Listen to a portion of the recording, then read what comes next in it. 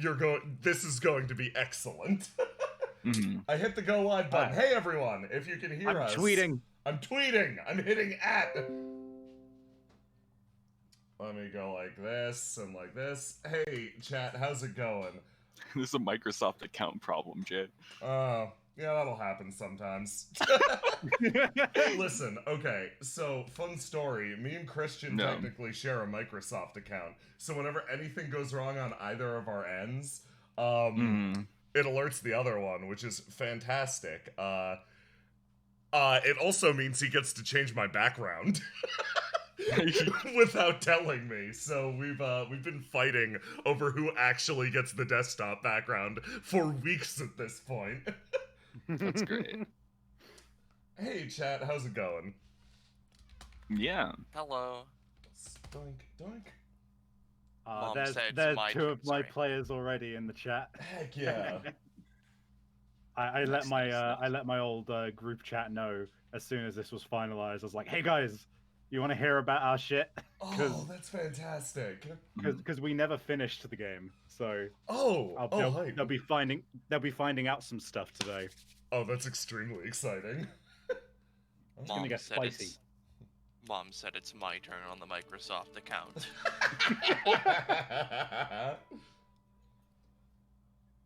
Hello, people from Stabbiness and hello, Savvy. That's me. Yes. One of those. I think like giving folks like 3 minutes to filter in and then heading into some introductions would be good. So let's just chill a hot sec. My favorite Stabbiness character is Jay Stabbiness from the Stabbiness channel. That's a pretty solid one. That is him. That's me. Yep. Jay Stabbiness. He appears in such projects as Donkey Kong's Jungle Beat. Yeah. And me, Eternal Savvy, who streams on Eternal_Savvy, who also runs Getting Savvy. Ooh. Whoa. Man. On Twitch TV / I don't know Savvy. I'm not as good as Ballas at that one. Ballas has it down to a science. Chilling is a fine art. I'm convinced he has it like committed. He has it actually written on like one of the neurons in his brain, and at any moment he can just take it out.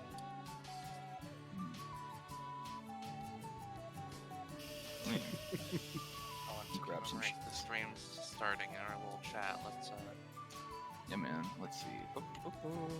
Yeah, man, I've already got.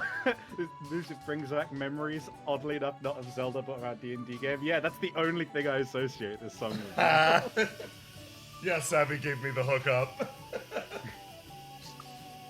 When we get to some of the, when we get to the boss fights, I can link you some Bloodborne music. Ooh. That's what we used for that. Oh, spicy. Oh, nice. Oh god, demon flashbacks. Demon flashbacks.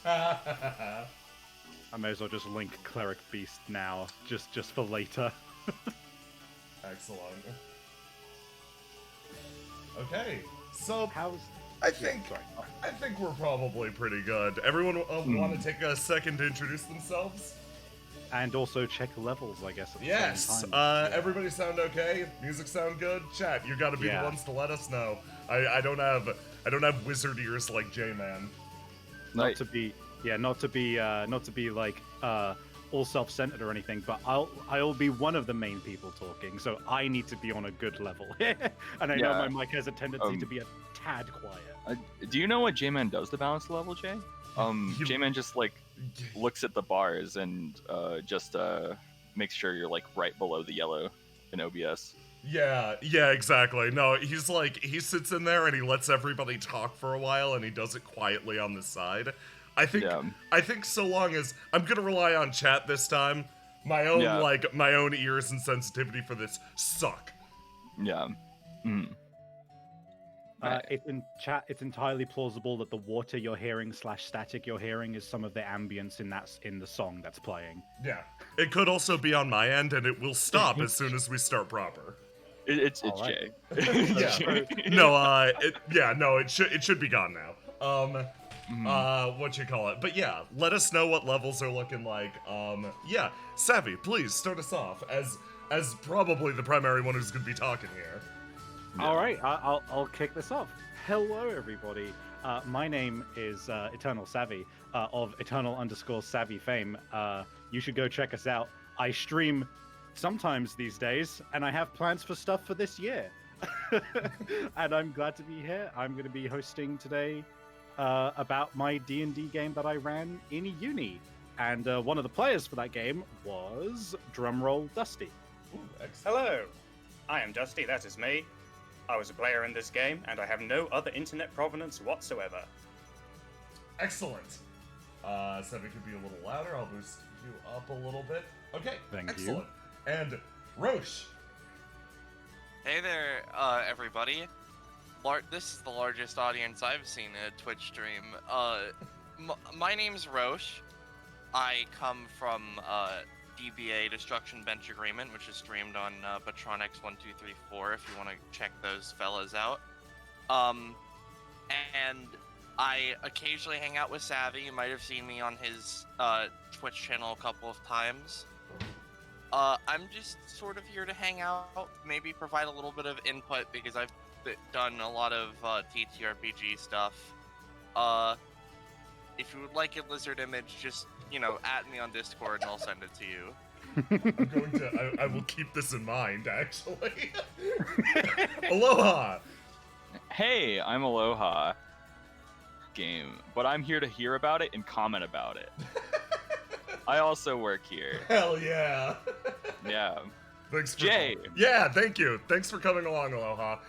You. Hi, I'm Jay. I run the channel. I tend to organize these things. It's been a while since we've done the last story time, but Savvy reached out and said, "Yo, you still doing those things?" And I said, "If you have a story to tell, I'm more than interested to do it again because, like, self-interestedly, I just kind of like listening to this stuff because it gets my own brain going.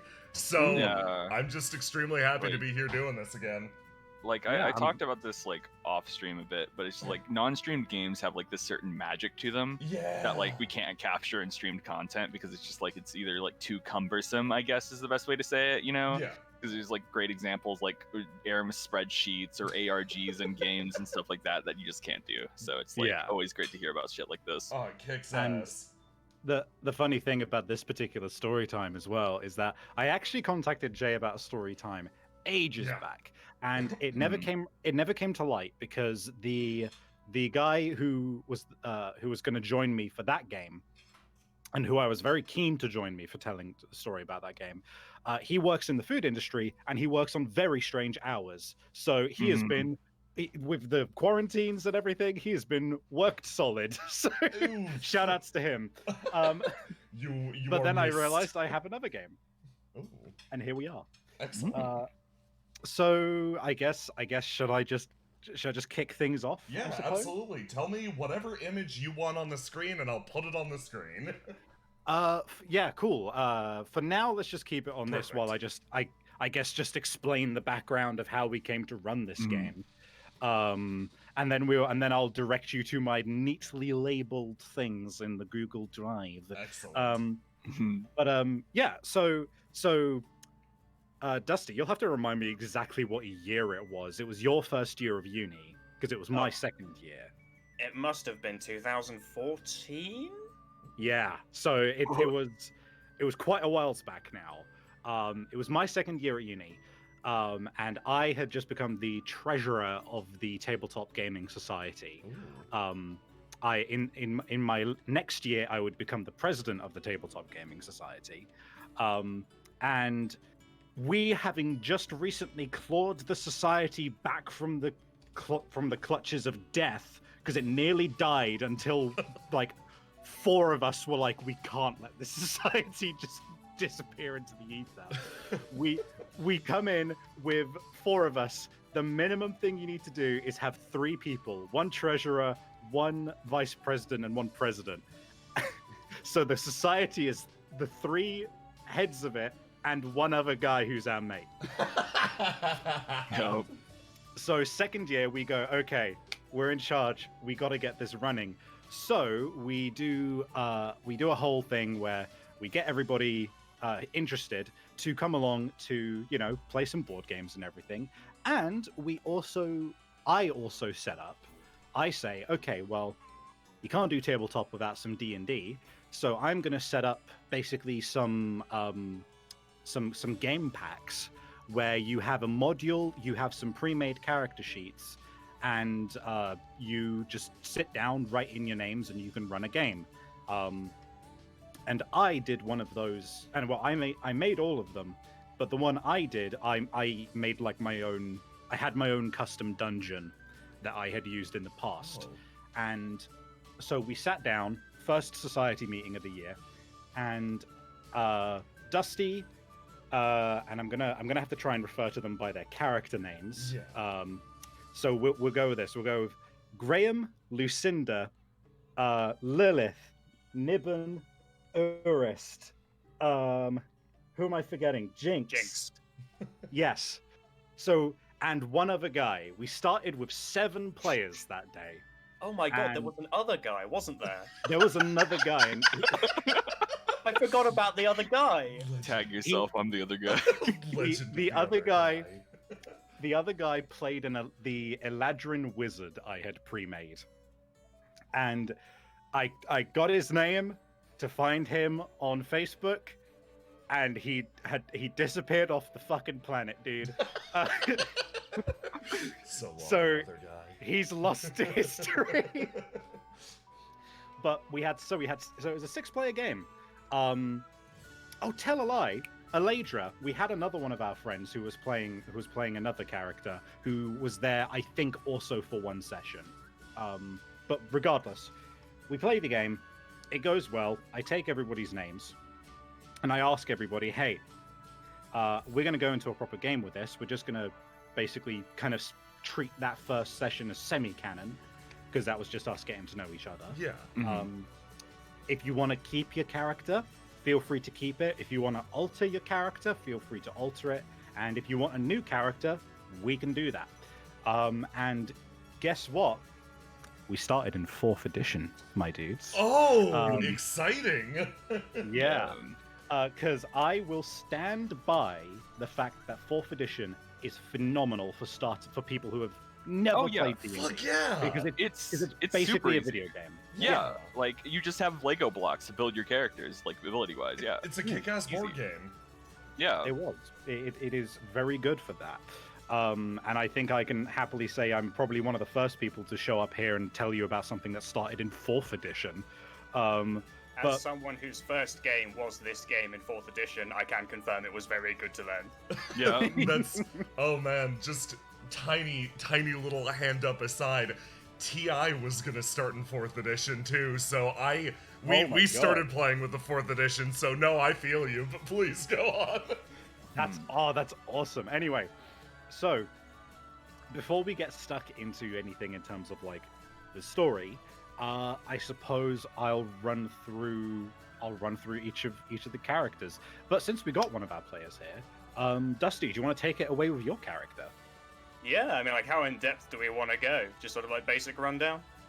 Basic rundown along with his like premise, I guess. None, like, don't get like just what you went into the game with him with. Yeah. Okay, so Graham the Bastard. That was my character.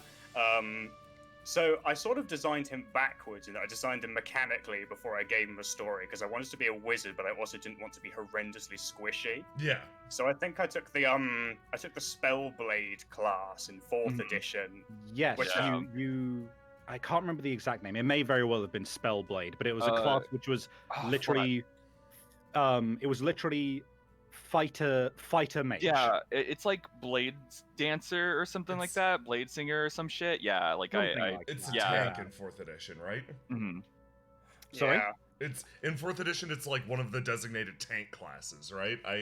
And like you can teleport to your weapon. This is ringing bells. Yes. Yeah.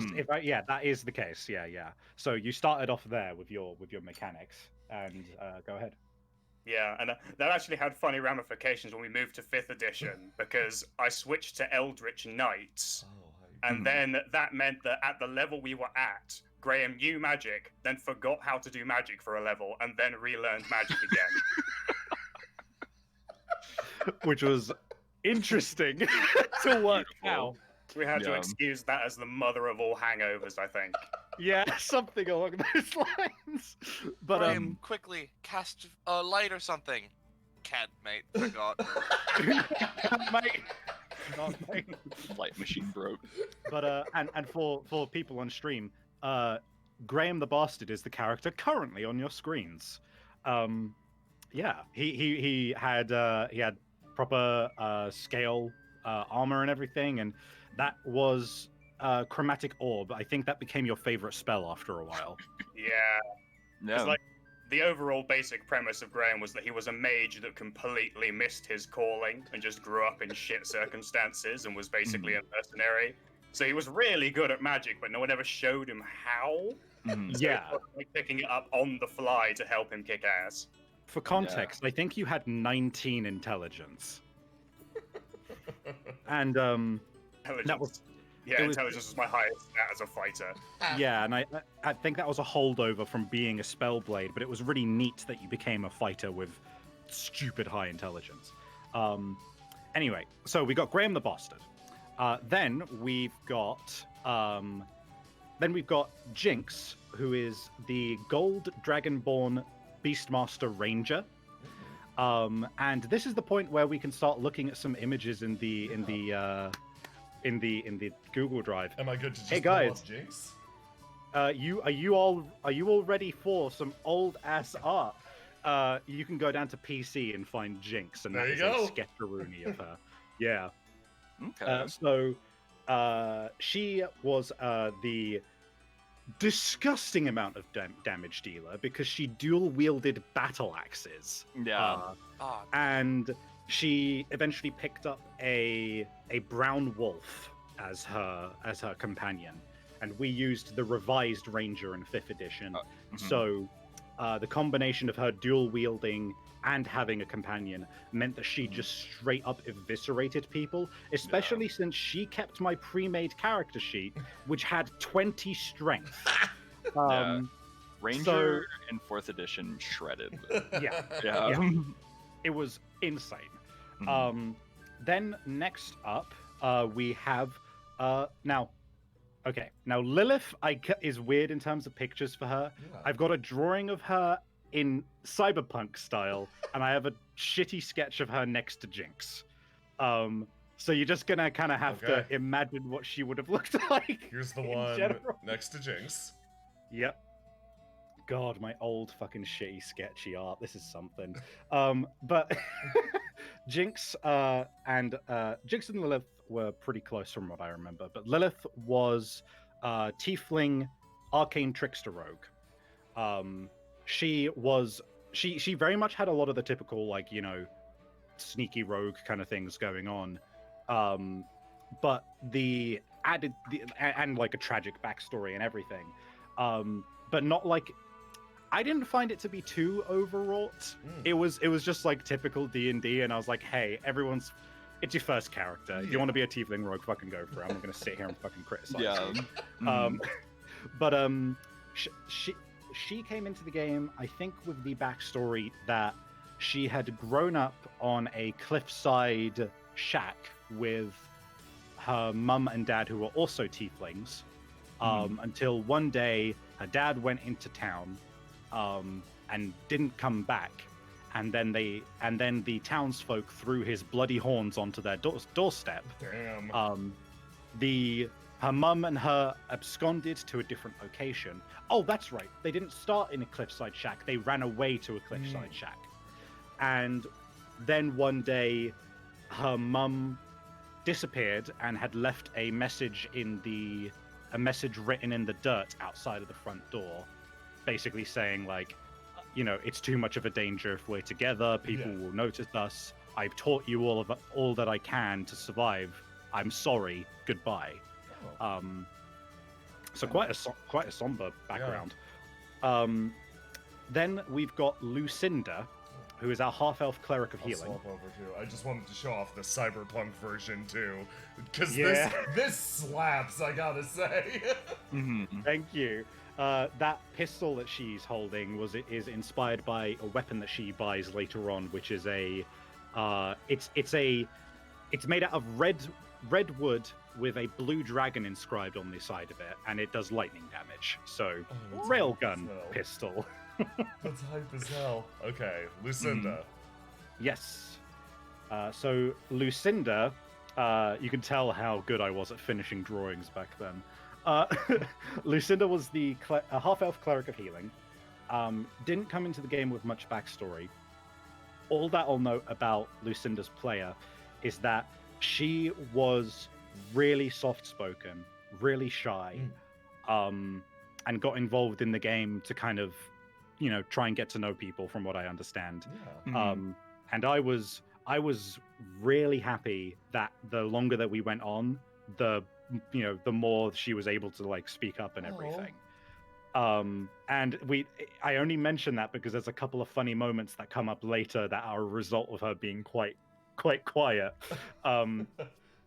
She later gave me backstory that her mum was basically she was sick with a disease which no one seemed to be able to cure, where she was basically slowly petrifying.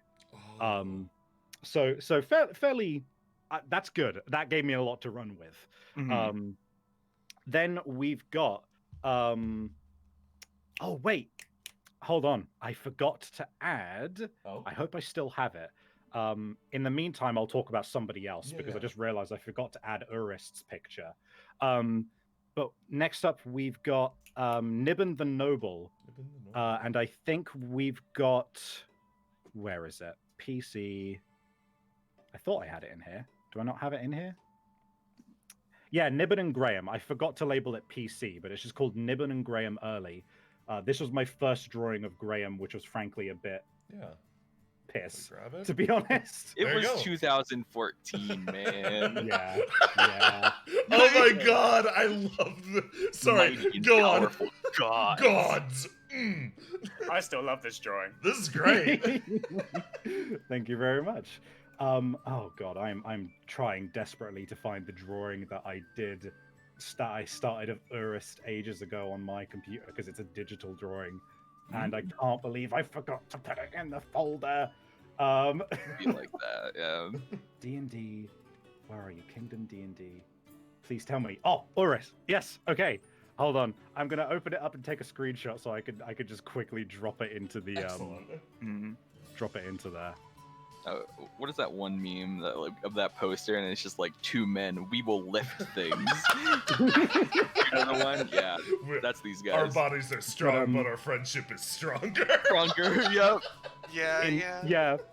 So in the meantime, Niben the Noble was the guy on the left. He was the bard of the group, and let me tell you, his player. Man, if he isn't a bard in real life. But he fit the part just perfectly. It was fantastic, and Niben was a great source of like positivity in the group, which was funny because everyone else was like super depressed all the time. We had like a really heavy tilt towards dark character backstories. God, they've been doing God's work. His deal was, I've actually got a sketch of him as well. If you go to NPC Brandy the Brave, his deal was that when he was living in a fisher's town, basically, and he always wanted, he'd heard stories of Niben had always heard stories of like leaving and being an adventurer and everything. And he wanted to as well, and he wanted to be a proper bard and all of that, but his dad was like, no, you're going to stay behind, you're going to be a fisher. And then Brandy the Brave rolled into town. And this is Brandy the Brave after he got de-aged 20 years. Because he was in his 40s when Niben met him. And when Brandy showed up again in game, he was like, hey Niben, craziest shit happened in my last adventure. I found the Fountain of Youth, and it turns out it's kind of weak sauce. God. Holy and now I'm just 20 years younger, and that's it because I drank from it.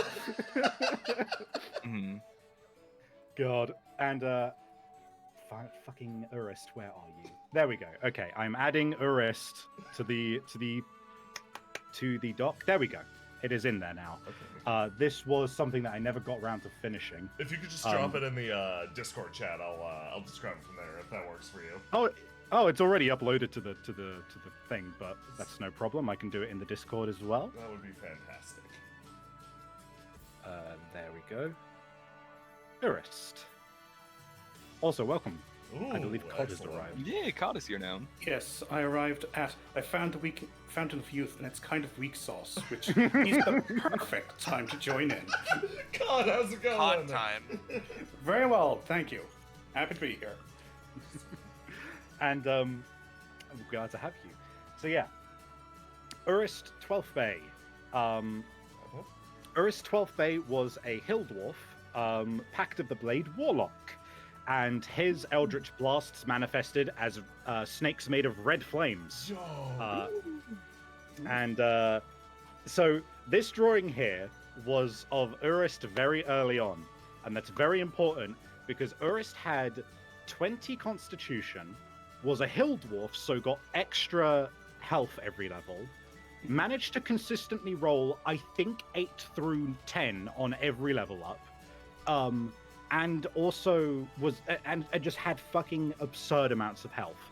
And what that meant was that I have a house rule that I like to run, which is if you take enough damage, more specifically, if you take damage from a crit, regardless of whether you survive or not, you receive a scar. So when you're a big bag of hit points, you tend to tank a lot of crits to the face. Yeah. Quite literally. We'll get into exactly the scope of his facial damage later. Oh. But he was simultaneously the tank of the group and also the caster. He was a good time. He was quite to the point and no nonsense. Him and Graham got on like a house on fire. Yeah, I always liked our character dynamic because he wasn't strictly speaking a wizard, and Graham used some wizarding. So whenever anything arcane came up, both of them would just be putting their heads together over it, going like, "Okay, I think this half works like this, and this half works like that. So maybe it works like this." That's great. It was a very good dynamic on that front. Also, I do actually have an a earlier but slightly later drawing of Graham the Bastard, a sketch as well, if you want to find that, just to round it off. PC Graham the Bastard? PC Graham the Bastard. There you go. Oh, kick ass. Yeah, this was during I drew this during one of my Inktober's, and this was when I first started to properly improve as an artist. So Oh, I even got my owl. I forgot I had a familiar at one point. Yeah, Graham ended up getting an owl familiar, and we randomly rolled what kind of owl it was, and it ended up being a tiny owl, which is a legit breed of owl, by the way. The most comically small owl in comparison to Graham. I was kind of hoping that would be just unusually gigantic. Oh, what kind of owl you got? Is that like a barn owl? Tiny. Well, I mean, yes, but like what breed? Tiny. I like the angry eyebrows on the owl a lot. They're both equally pissed. They just straight up look angry all the time in real life. But, right, so, now, there were more player characters that switched in or showed up later. But we'll get to those when they come in during the actual progression of things. So oh shit, Dusty. Where should we start? I guess with the gargoyle shit.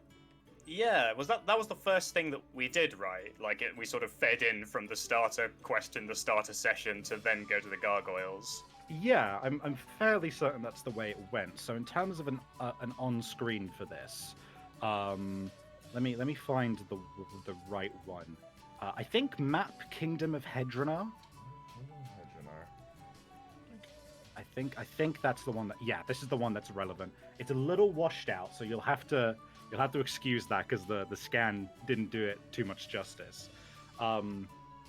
This ended up being the world map that I the local map that I drafted up for the Kingdom of Hedronar.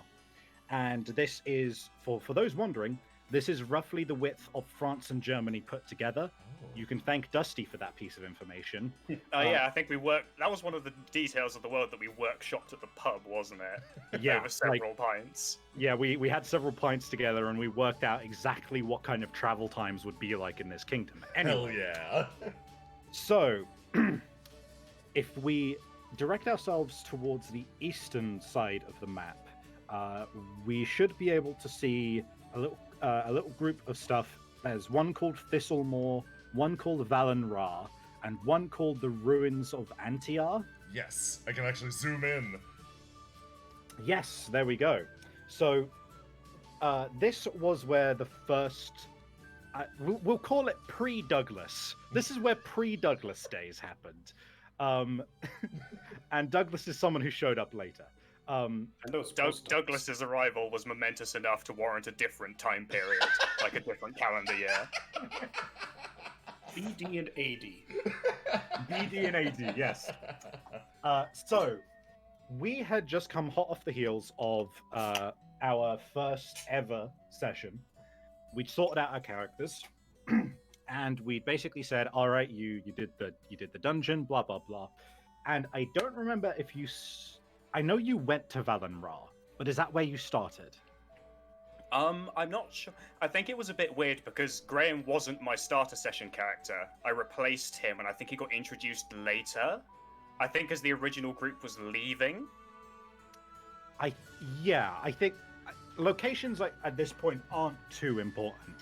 The basis of it is they find another plot hook, which is that there are these ruins in the woods. I don't remember how I got them to go there. It was a while back now, but point is they go there, they grab Graham on the way because he's looking for work. And I think Nibbon as well, because Nibbon's character was also a new one. So we introduced them on the road. Yes, that's right. So Nibbon and Graham join up, and they go to the ruins of Antiar. And the whole deal with the ruins of Antiar is that it is an old ruined cathedral, and the cathedral was it was so dilapidated that none of the original iconography remained intact. Everything was eroded to God knows, just nothing was left, right? But the main enemies in that cathedral were gargoyles, and in my world, this is when I decided that gargoyles in my setting aren't like creatures that just roam around. They're essentially the divine equivalent of golems. A religion will create a gargoyle in the image of their angels, and then they will like somehow embody some aspect of that god's like domains and everything. Cue them going through this place and having I think the main things to note from this is that this is when the trend of Urist taking huge hits to his face started. Oh my god, this was where he got hit by the fucking door, wasn't it? Yeah, he got hit by a heavy oaken cathedral door to the face. Because a giant, a huge-sized gargoyle burst out of the main chamber's doors, and I had everyone roll to dodge. He rolled a 1, if I'm not mistaken, and then just took all of the damage and wasn't even at half HP. I think we RP'd that as the door came flying at Urist. It broke in half on his face, and the 2 other pieces hit Graham and Lilith. Yeah, that was it. Did he say something like, "Thank God it wasn't double doors"? Holy The shit! Unstoppable force meets the immovable object. Yeah. But to speed past this, because there's not much relevant here, they get on an elevator to fight this thing. I accidentally statted it so that its defense mode was actually way worse for defense. it gets completely ruined. They go to the basement. They find a creepy crystal. They find out that the gargoyles had symbols of evil in them, not because they were evil, but because they were good and trying to scare off other people. Because there was a spirit inside of the crystal in the basement, and the spirit was of an ancient green dragon, and it had the whole typical, "Oh, come on, don't you want to free me? I'm not a green dragon, I'm a gold dragon," you know, that whole thing. I've just tarnished a bit, that's all. Yeah, so after a while, and at this point as well, the dragon is like, "Oh, all I need is some dragonborn blood. You've got a dragonborn with you. You know, 2 and 2, let's do this." And she nearly does. And then everyone just collectively goes, "None of us can pass a sense motive to check if this thing is actually a green or gold dragon. So we're just not gonna fucking chance it." And they just left. That was a remarkably sensible decision. This trend Yes. does not continue. This was, The this deception. was the. I was blown away. I was like, "Oh my god, this group is amazing." They thought through an issue and they decided to not take a risk because they didn't have all the info. This is going to be great. And then we'll get to how it goes after. But so they leave, they go back to Valan Ra, and while they are in Valan Ra, they get stolen from by a catman, a Falar, who has just sailed over from the continent in my setting that is a combination of Nordic and Japanese lore. Whoa. And so he was a snow lynx man who had like loads of Japanese influence, but also like cool markings and stuff on him. And we can swap over to the fucking mess of a map, which is Map Warehouse. Map Warehouse, okay. So there's a reason that this looks like this. Ooh. So the day that we ran this game, I didn't have my erasable board with me. Oh man.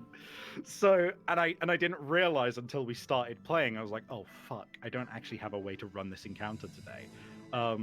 He steals someone's money or something. He runs off into a warehouse where they encounter some other people from his continent who are also chasing him down with man catchers. And it's in a warehouse, which is what this map is. Yeah. This was how I kept track of everything. I just see at the bottom there's the U with the lol Yeah. next to it. Yeah, because he was by himself, and then just set the fucking place on fire by accident. Holy shit.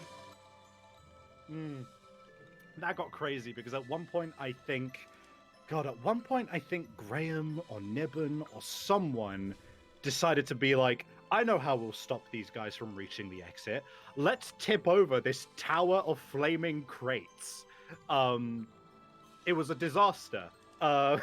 They reach the end in the top right, because they fight off the guys who were trying to grab him, because they were all like, "Oh, he's our bounty, we're gonna arrest him," but they were like, "No, he's got our shit, we want to get our shit back." And they were like, "We don't care, you're foreigners, even though we're the foreigners in this land."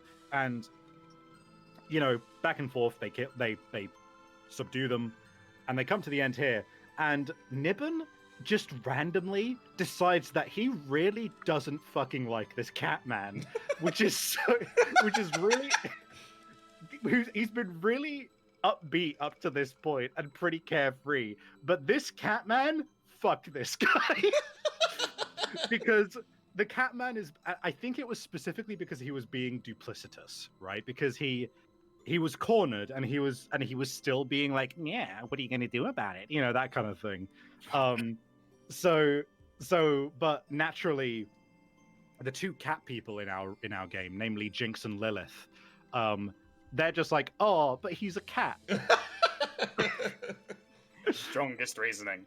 and so they're like, "Oh, come on, let's just let him go." And Nibbon's like, "No, the only reason you want to let him go is because he's a cat." So this guy didn't come back at any point when we were playing, but this Catman ended up being I had plans for him where he was going to come back and actually be a fairly important player. Not a literal player, but he's going to be a fairly important like pawn in the plot, essentially. Because they helped him escape.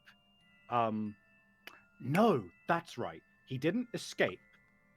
They managed to get him to turn himself in peacefully and give their shit back to them. And as a result, he got locked up in that town, in Valan Ra. Then, last thing that happens in Valan Ra, they're walking to the dude's house, to the dude who set them on the quest to the gargoyles. They walk back to his house to be like, hey, we've sorted out the gargoyles after having, a cat problem. Give us the payment. And he's like a crazy sea witch dude who's like, have you checked out these red snails? They're really cool. And here's your money. And as they are leaving that hut,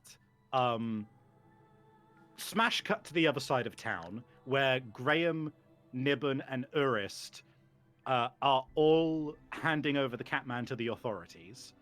And they run into two guys who are very scary looking.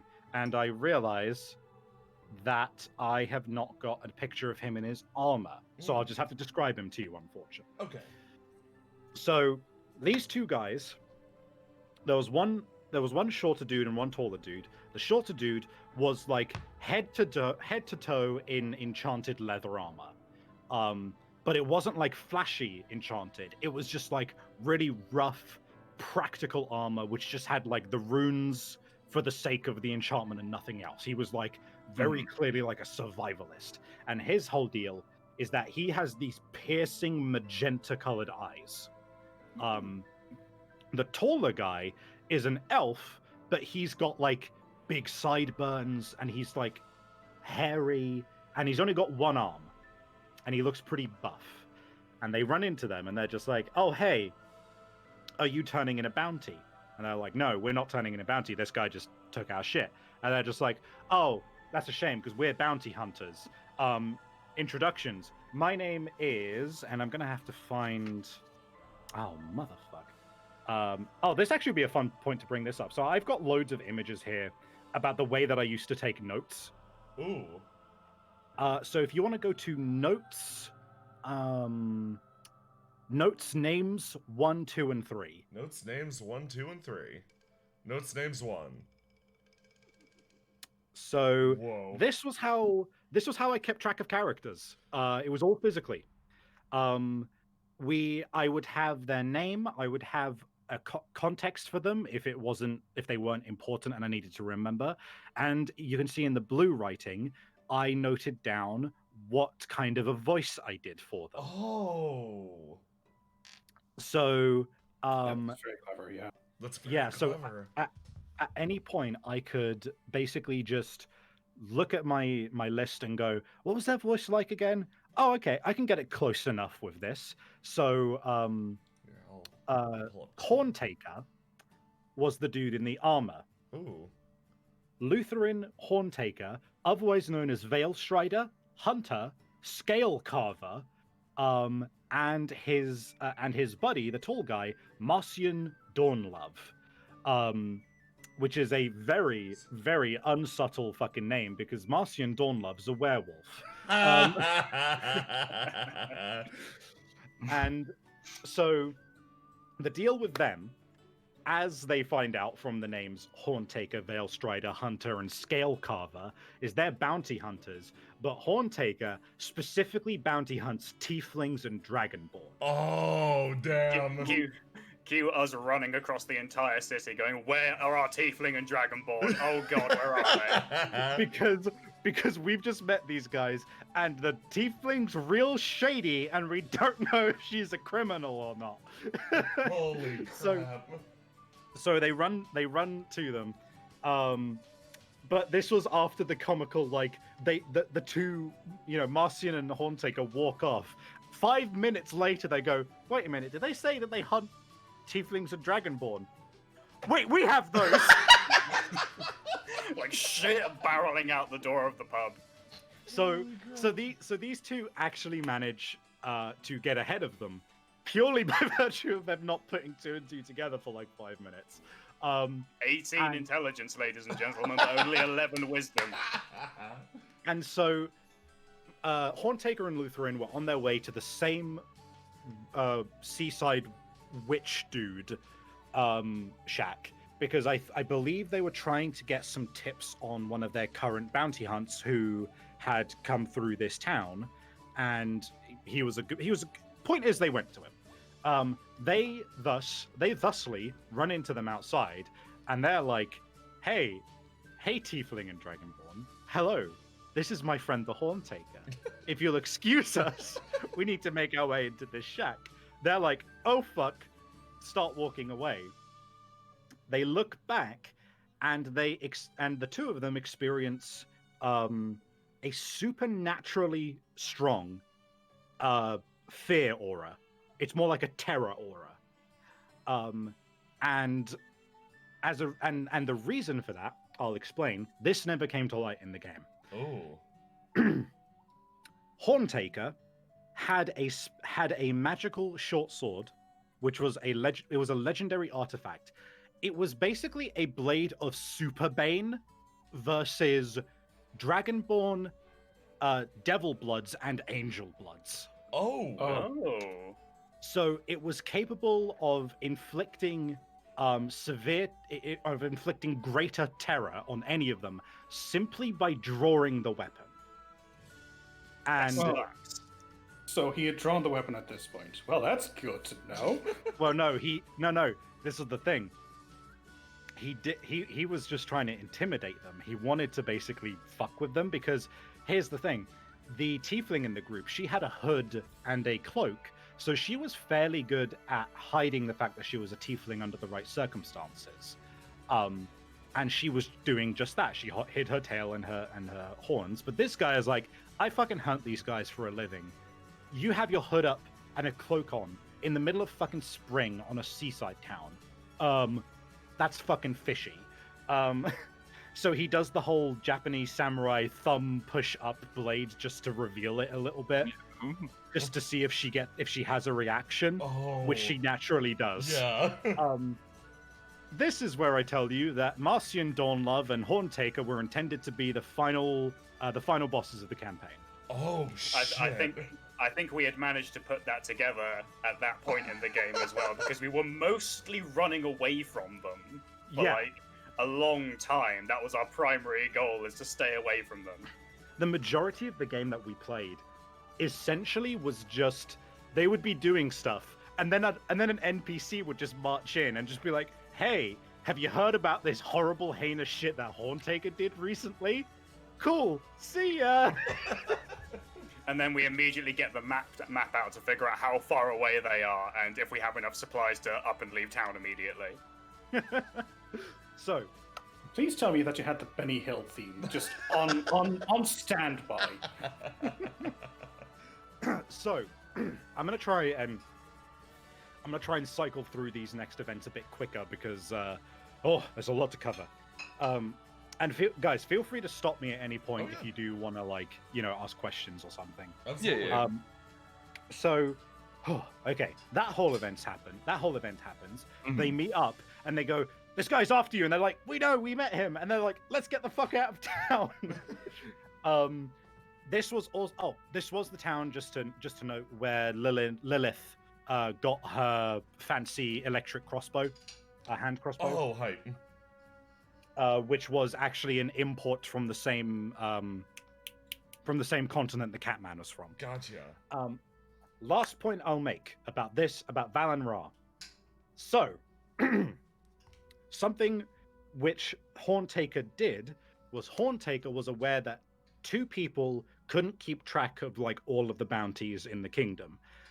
So he actually had a little posse who would, do, scout work to go find particularly bad instances of bounties, specifically for tieflings, because he hated tieflings. Yeah, it was his thing.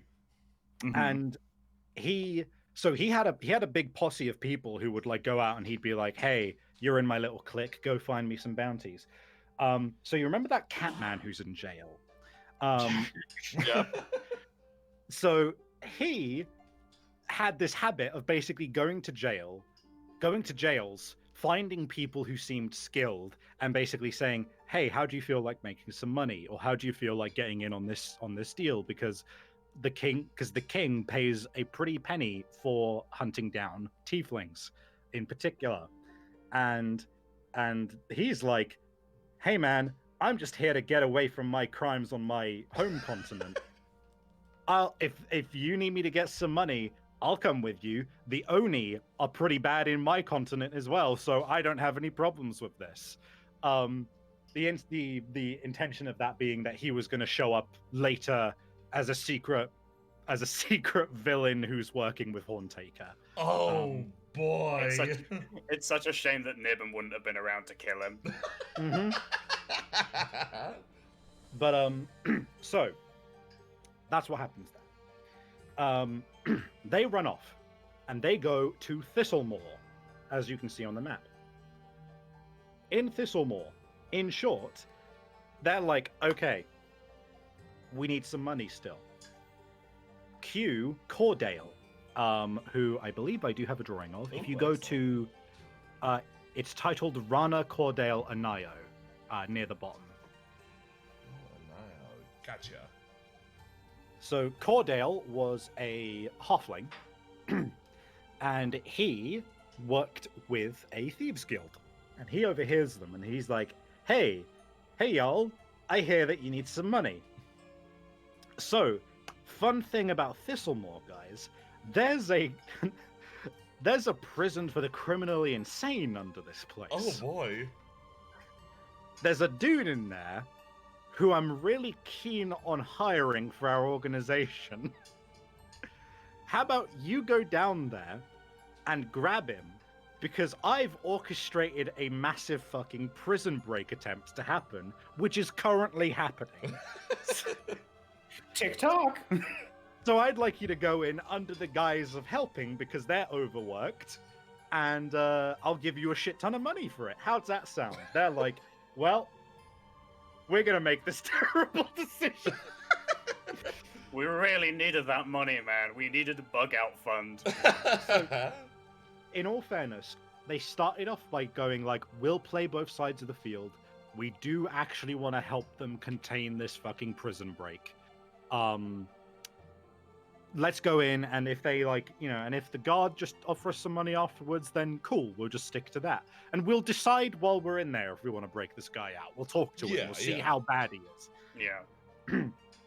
They go in, and they find out that the reason this prison break has happened, or whatever way it got orchestrated, is this was when I flexed my horror game muscles, because this is a fun story. We were running this in our uni, in one of our uni lecture rooms. Yeah. And the thing about uni lecture rooms is, because it was a fancy new building with loads of new tech in it, one of the pieces of tech that they had there is that if there was no movement in a room for a long amount of time, the lights would turn off. So we were sat there, and every 30 minutes or so, the lights would turn off, and you'd have to stand up and wave your arms around. And I apparently managed to get one of my Jinx's player really fucking scared, because the moment the lights went out, she would stand up immediately and wave her arms around. And I was like, "You okay there, Jinx?" And she was like, "Yes, I'm just scared." Because I was basically having them make this slow descent into this criminally insane asylum. Yeah. And it was creepy as shit. And here was the creepy part of it. Every time that they got into a fight with the inmates, they were easy to knock down or kill or whatever, right? Because they weren't wearing anything. They were just dudes who were crazy. So every time that they killed one of them by accident or otherwise, they would hear this like weird ghostly scream in the hallways. Oh. When they got to the end of the first hallway, they found a staircase and a big high security cell. And in that cell was a body with a goddamn geyser fountain of blood all over it. Oh. And the reason for that was that this guy was called Bronimir the Flayer. And he was obviously locked up because he was a crazy person who went around skinning people. Yeah. And while he was in prison, he was like, I'm sick of this. I want to be free. And he... I'm sorry. I don't mean to, like, you know, trigger warning, I guess. But he offs himself. Yeah. But in the most violent way possible by attempting to flay himself. Whoa. And the thing is that when a particularly violent murder occurs with enough emotion behind it, it can create a specter. So he turned himself into a specter. Holy crap. By doing that. The biggest middle finger ever. Level of commitment to the bit. Yeah. Do it for the I've heard about being ghosted, but this is a whole new level. So, simultaneous to this happening, right, to them discovering this, really excellent, you know, I'm playing up the horror really properly and everything. That's the second highest security cell. On the lower floor, where they've split up to, because there's fucking 6 of them, of course they can. They're on the bottom floor. They get to the highest security cell, and they go, "Hey, what number cell did the guy want us to get again? Oh, it's this one. This is the highest security one, right? Okay." Oh no. All right. Crack that sucker open. There's a paycheck in there. Crack that sucker open, and I've just realized as well. Let me send you in Discord the drawing I did of him, because I also I basically just forgot to do any of my digital paintings here. This was Ven. He was an Eladrin with ruby-colored hair and pearl eyes. He was known as the Crimson Artist. They didn't know any of this about him, so they just look through the hole, and that they've made in the door, and he's just like, "Oh, hey, are you here to get me out? You got some pretty eyes there," and they're just like, "Okay, don't like that." Q Urist getting like a I think he got like a stupidly high roll on summoning a giant red flaming snake to tear the door off its hinges. They break him out. They get to the exit, and waiting at the exit, because I think they had to kill 5 people in order to awaken Bronimir properly, because the blood started pooling towards the exit of the place. And when they arrived at the exit, the pool of blood formed itself into the red specter of Bronimir the Flayer. Oh boy! Q fighting a man who has flaying tools for fingers. Holy shit! The funny thing was, they got on good enough terms with the Eladrin on the way out that he was like, "You're helping me escape. I'll help you out with this dude." He proceeds to roll the most godlike rolls in history, and while he has his fucking shackles on, manages to just completely incapacitate the guy's fucking blade hand for like 3 turns. Oh. During that time, he's trying to wrap his chains around one of his fingers so that he can break them off, because they're chains that stop him from teleporting. Cue the battle ending with him breaking his chains, and somebody offs him. Somebody offs Bronimir the Flayer, as in. Yeah. Okay. Yeah. So, I said I'd be quick about this part, but this part is important. So this is the part that my players didn't know that I was going to introduce later. There's going to be a lot of that. So I, as a GM, had a really bad habit of just doing the slowest burn campaigns in existence, even if I had limited time to run them. Fuck yeah!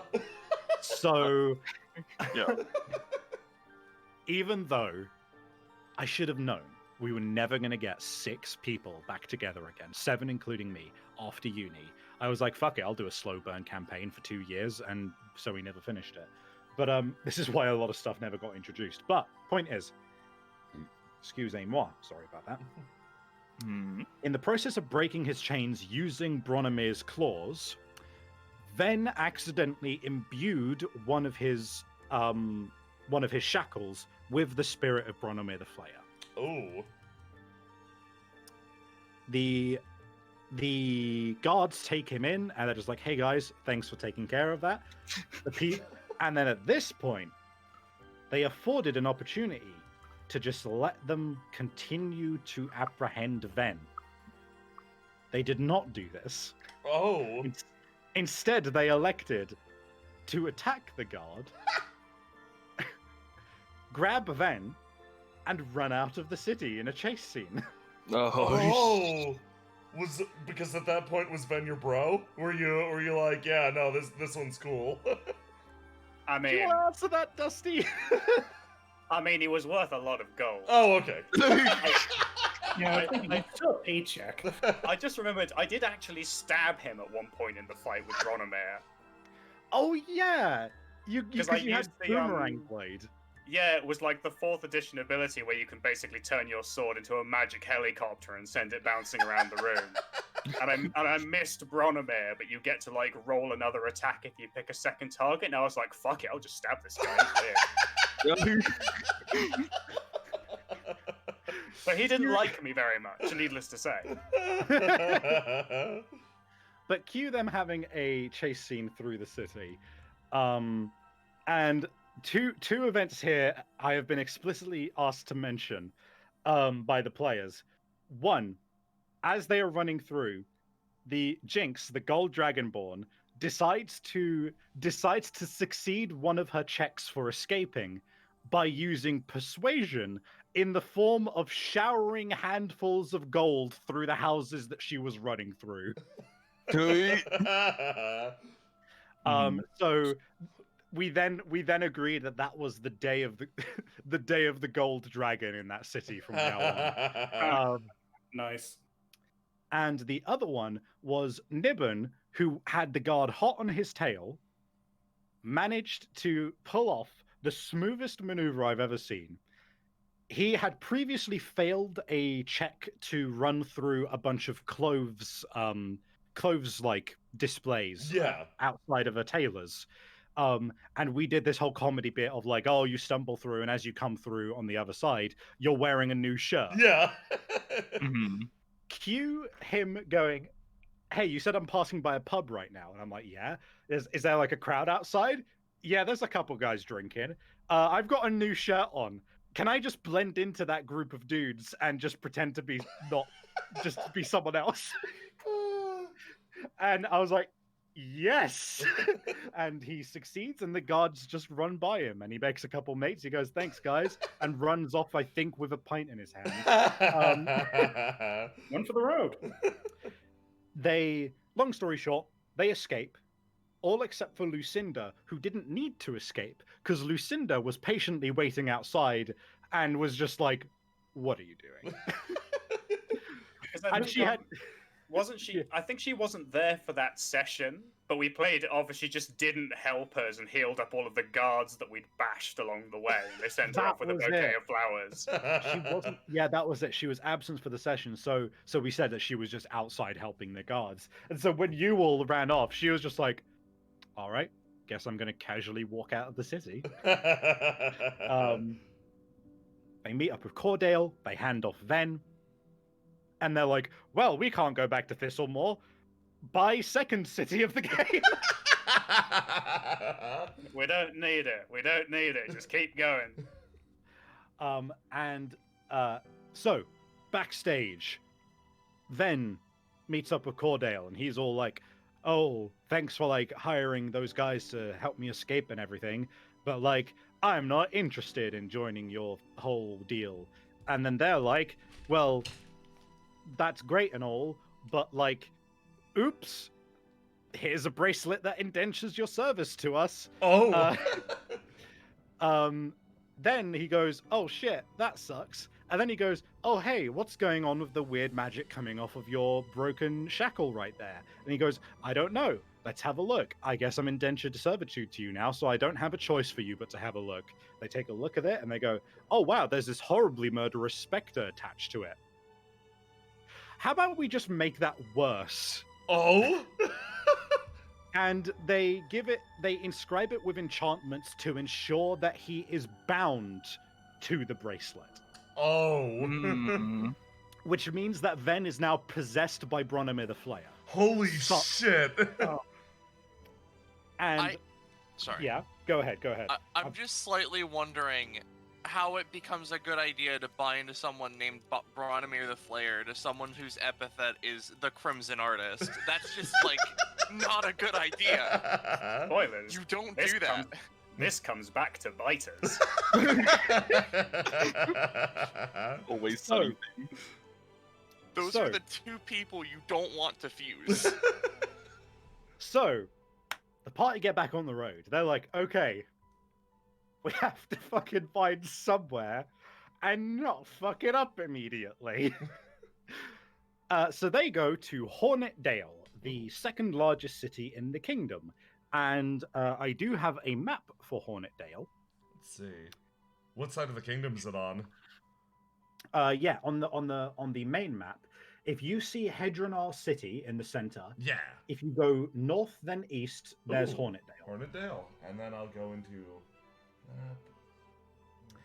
Hornetdale. So, fun fact: that little dot that says "Green Dragons" are going to come real relevant in a second. You should have freed me when you had the chance. Ooh, very Different Green nice. Dragon. But yeah, so this was initially going to be a one-to-one thing of all of the buildings, and then Dusty came along and was like, "Dude, that is nowhere near how big a city would be of this size." And I'm like, "Well, fuck." So I stopped. so I stopped there. But I mean, like, context for this, I was doing a history degree at the time, and knew a bit about medieval cities, so sort of pitched in for some of the world building. Oh, nice. at the very least, the general structure of the city is accurate. Just Yeah. imagine it far, far larger. Yeah.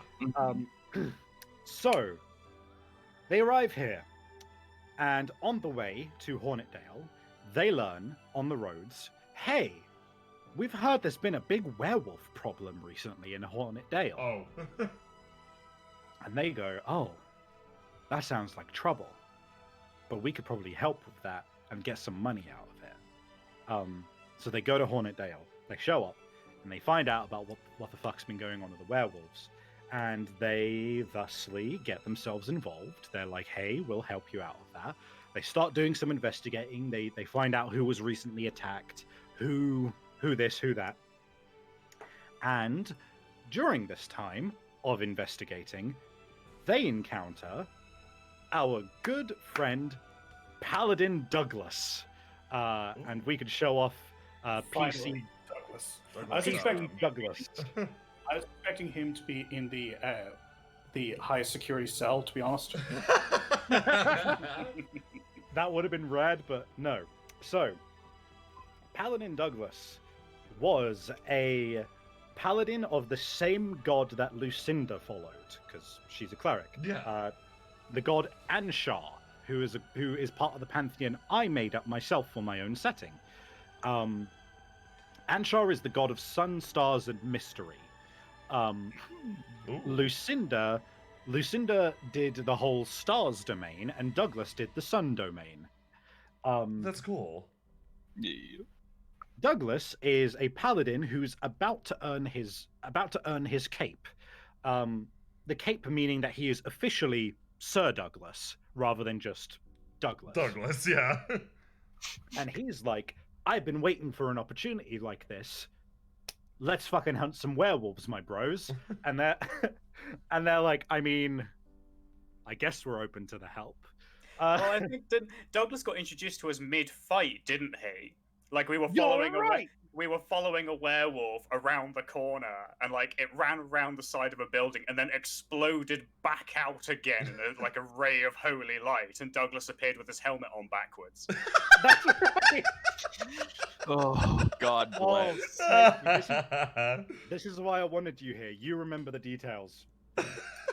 But Yeah, so they're fighting a werewolf. He shows up, and yeah, that characterizes Douglas perfectly. Sending a werewolf flying out of an alleyway and slamming into a wall, and then walking out with his helmet on backwards. That was his energy.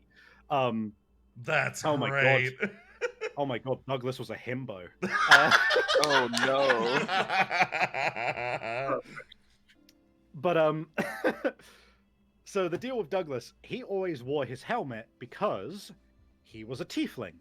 Oh. And you can notice because he's got those spikes around his eyes and black teeth. I always encouraged people to basically, if they were being a tiefling or a Aasimar, to just come up with whatever look you want. Yeah, go wild. And Douglas, we workshopped it, and he was like, "Hey, can I have like slightly gray skin, spikes around my eyes, and not just black teeth, but a black mouth?" Ooh. And I was like, "Yeah, that's fucking rad, dude." That's pretty rad. And he also had glowing green eyes. So he shows up, and they're like, "Whoa, you're badass and also goofy, but do you want to help us with these werewolves?" And he's like, "Yeah, that's exactly what I'm doing." They team up.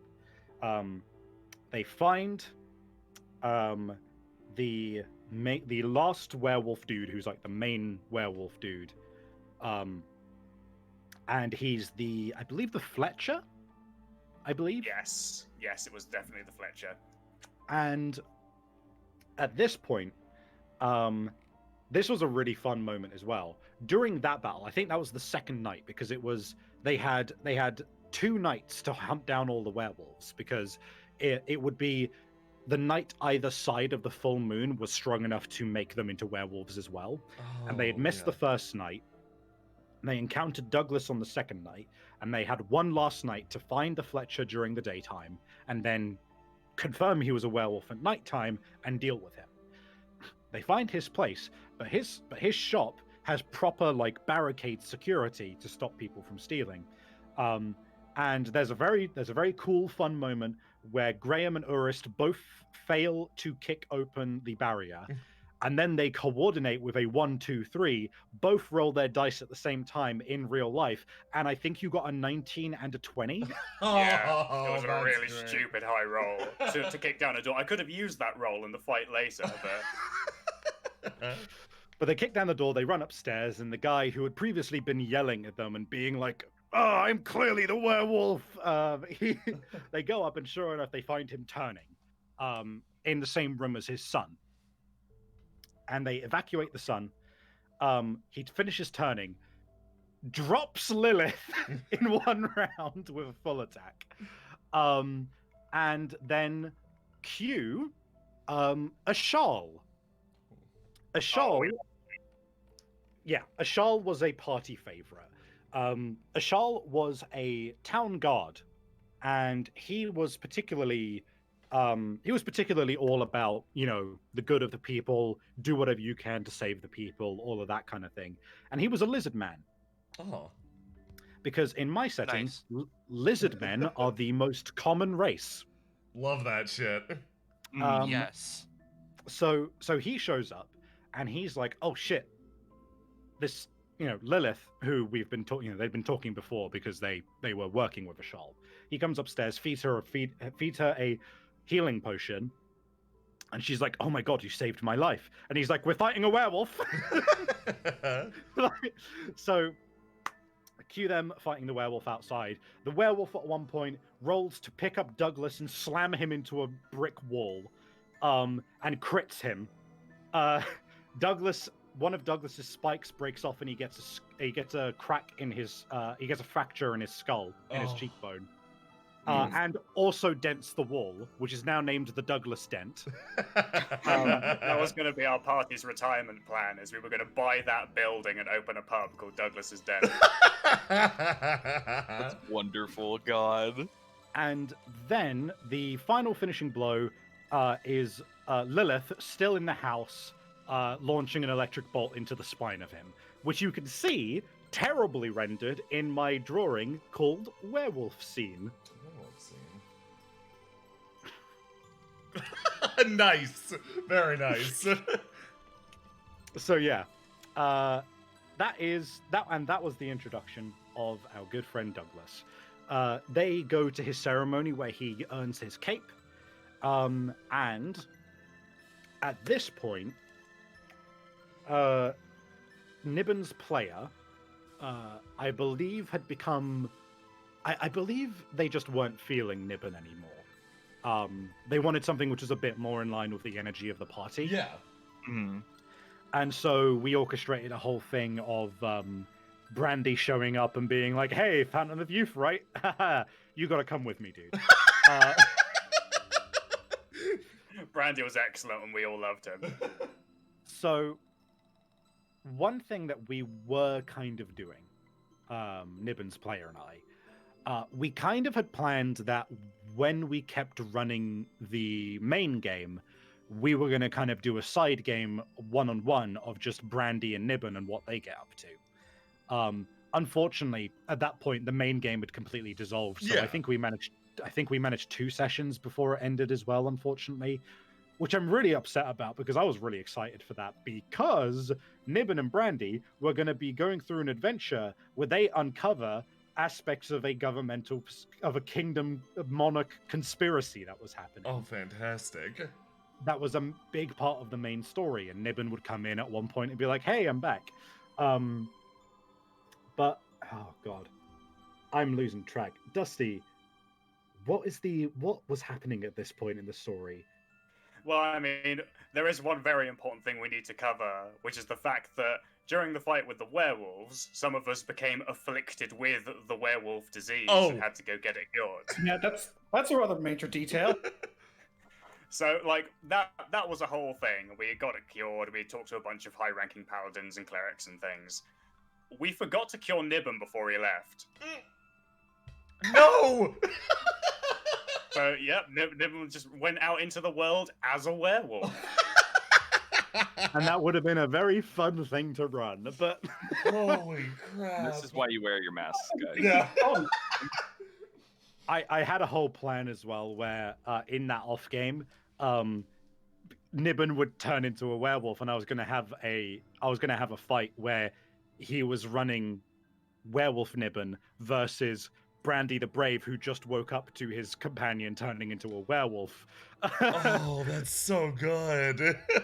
And if Brandy had also failed his Constitution saves and turned into a werewolf himself, I would have had a fun little adventure where they basically have to hunt down, a because at that point the way I ruled it was that the longer you are afflicted by lycanthropy, the higher level cleric or paladin you need to heal it, and it's to a point where after a month of being a werewolf, you just can't heal them unless you're like a level 20 cleric. Yeah. So Brandy would have been like, okay, well, we could try and heal me from it, but we need to find out what the fuck to do with you. And they were going to go off and they were going to find like a guy who is already a werewolf but has learnt to control it, and who was kind of inspired by German from Bloodborne. Oh, hi. And that would have been fun. But main story. Sorry, I'm getting sidetracked. Yeah. Oh, God, so much. This is why I've been like, oh, I've got to keep going, because we haven't even, like, there's so much we still need to go over. Oh, okay. So at this point, after the werewolves, I think you did a bunch of, like, random bounty hunting? Yeah, like, because we never learned our lesson, we immediately went back to hunting people down for cash. And during that process, we then met a group of bounty hunters who became very important in the next story arc. Yes. And during that time as well, hold on, I'm just going to grab a drink. There we go, got it. During that time as well, you also ran into the Hornet Mages. Oh, yes, they were awesome. So if you, first of all, look at the Hornet Dale map, you'll notice that in the northeast, there is a little part of the city that's cornered off that's called the Stinger. So, there's a reason that this city is called Hornet Dale, and that's because when the kingdom settled here, like a good 100, 150 years back, there were these weird hives. And in those hives were these 3-inch long fire orange hornets. Oh. And they were like crazy dangerous. And the place became known as Hornet Dale for that. And what happened was a group of mages who were settling there, they took particular interest in these things because they were like, these things don't seem natural. They seem to be magical somehow. And so, as a result of them studying them, those mages became dedicated to studying the Hornets, and they became the Hornet Mages, also known as the Stinger Mages. And that little corner of the city was their little hive that they inhabited with loads of towers and everything. And so they were introduced to them by a terrifying swarm of 3-inch long hornets flying by them. Why would you live here? When I'm looking for a place to settle down and find town, I also look for deadly hornets. Well, that's the thing, right? The Hornet Mages managed to isolate and grab hold of all of the hives, and through their magic and keeping track of them, they have control over all of the hornets, because all of the Hornet Mages have a swarm of hornets as their familiar. Okay. Should I grab the Hornet Mage NPC picture? Yes, please. Oh, that's fantastic. where I was directing you to next. Oh, they're horrifying. I love them. Oh, that's so I think cool. The lead into this was that after the werewolf fight, awesome. that was the level that Graham got his magic back after the edition transfer rubbish. And so I think I asked Sav, like, so are there any like wizards around I can talk to about magic? And Sav just was like, oh yeah. Boy, there are wizards. Yeah. And so he gets involved in talking to the Hornet Mages, and he mainly gets involved with this one guy who is only known as 17. And the reason for that is that the higher ranking Hornet Mages, when they manage to make it into the inner circle, get assigned a number rather than a name. Now, I'm sure plenty of red flags just came up with that. Yeah.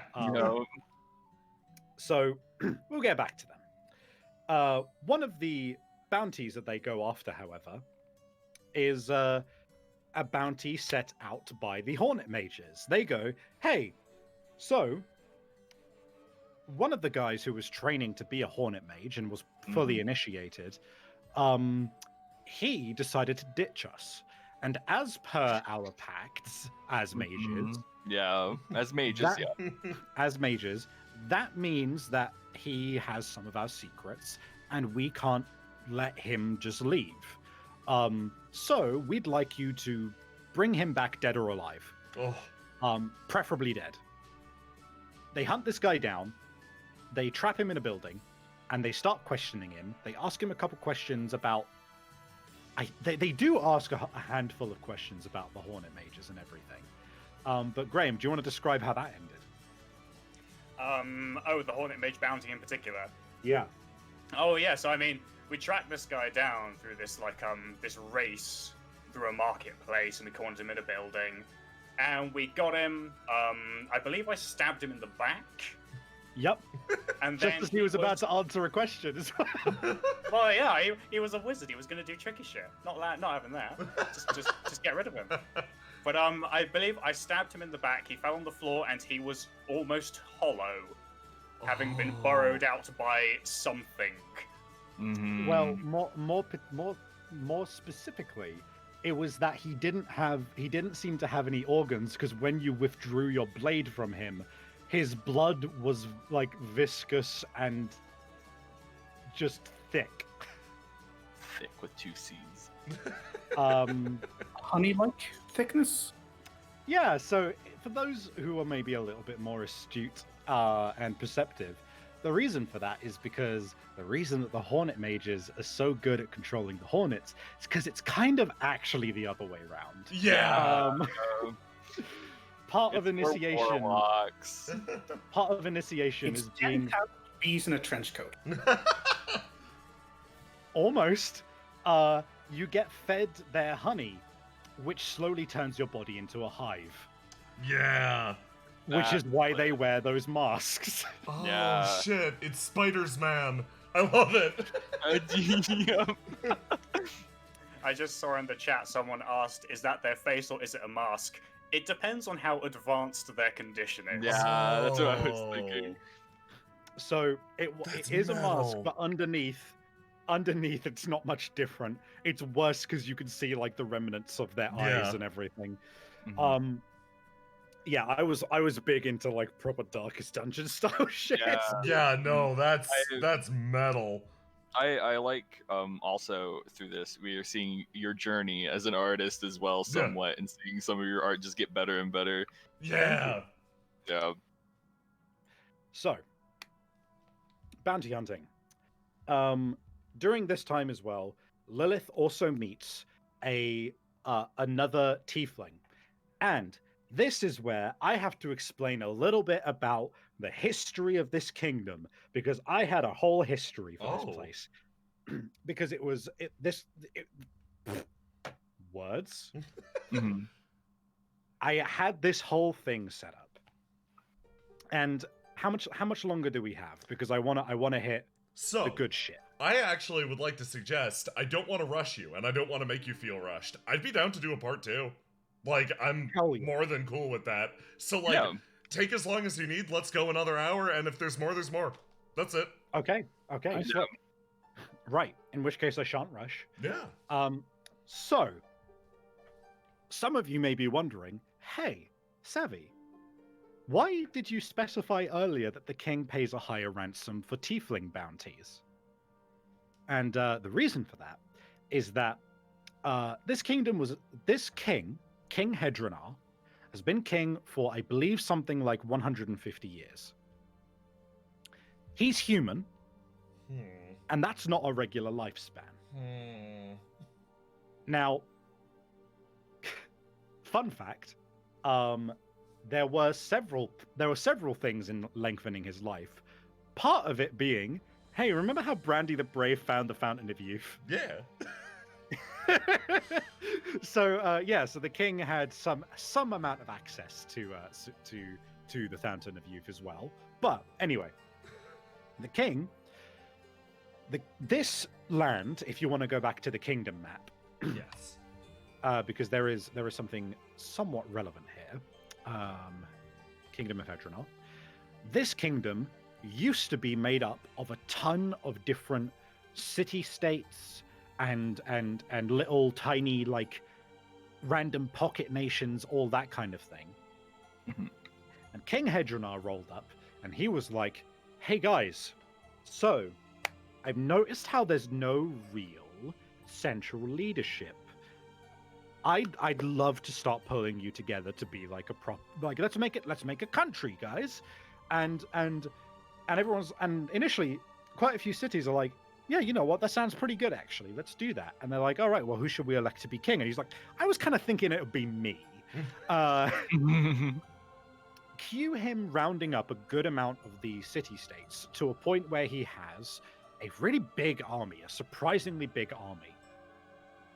And he just steamrolls the entirety of this region over the course of, I believe it was a long time. It was like a good 20 years or something.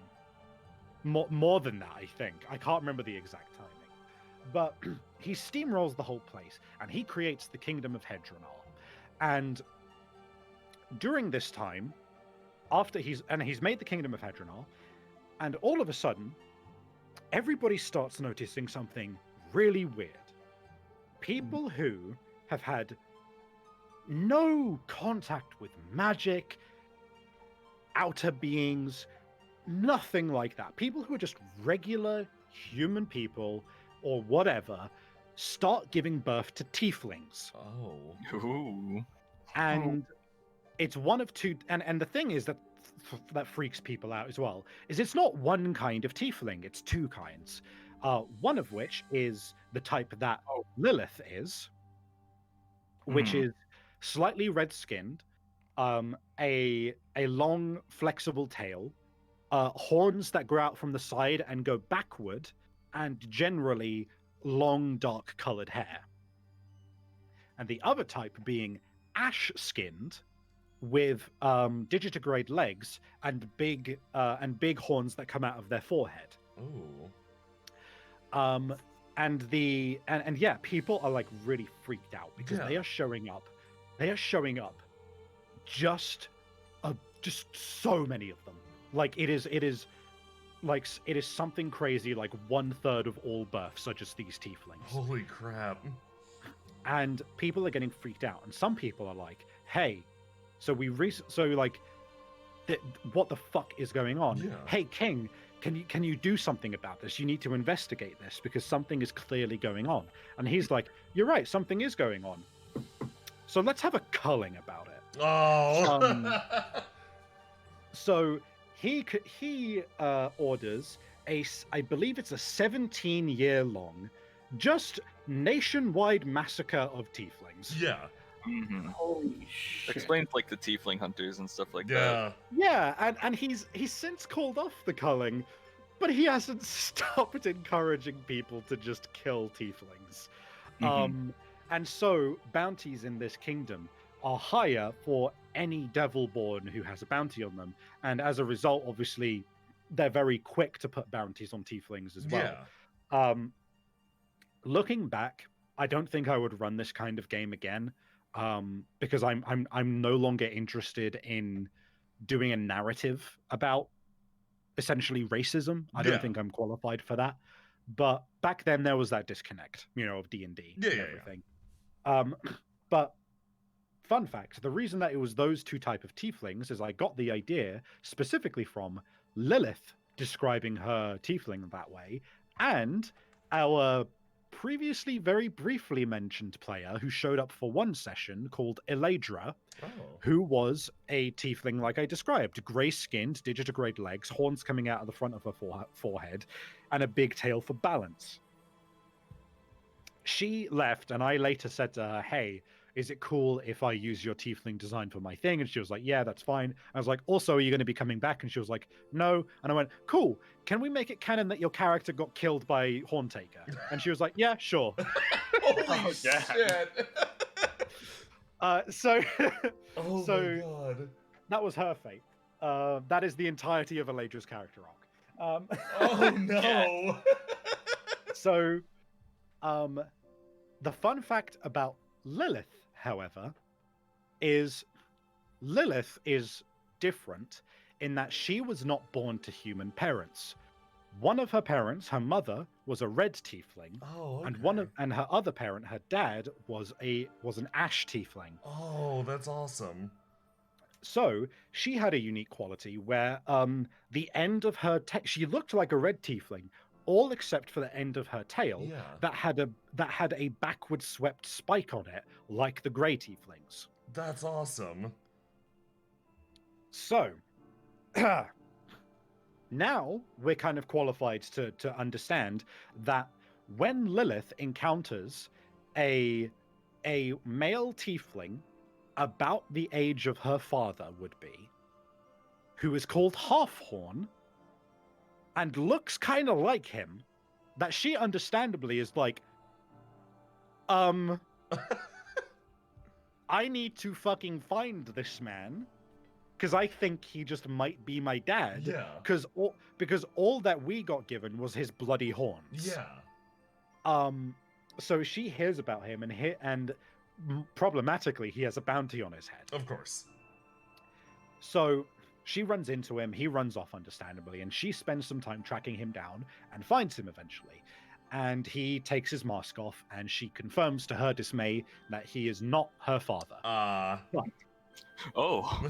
But the thing is, they have a conversation on a rooftop, and he reveals to her that, like, he was basically forced into being an assassin for a living. And that's why he's got a bounty on his head. He lost the support of the guild that he was with, because the guild that he's with basically started also excising all of the tieflings from their Yeah. ranks, because it's the largest underground thieves guild in the kingdom. And they didn't want to. They basically, when the culling happened, they kind of kept with tieflings secretly for a while, but recently they've been kind of realizing, oh, the king is kind of getting a bit bloodthirsty again. And we don't really want to draw attention to ourselves, so we're just gonna quietly, shoo out all of our tieflings. Yeah. And he was one of them. And as a result, he's been left by the wayside now by his guild. And he reveals that he has been affected by the culling as well, because during the culling, which he was alive for, they took his daughter.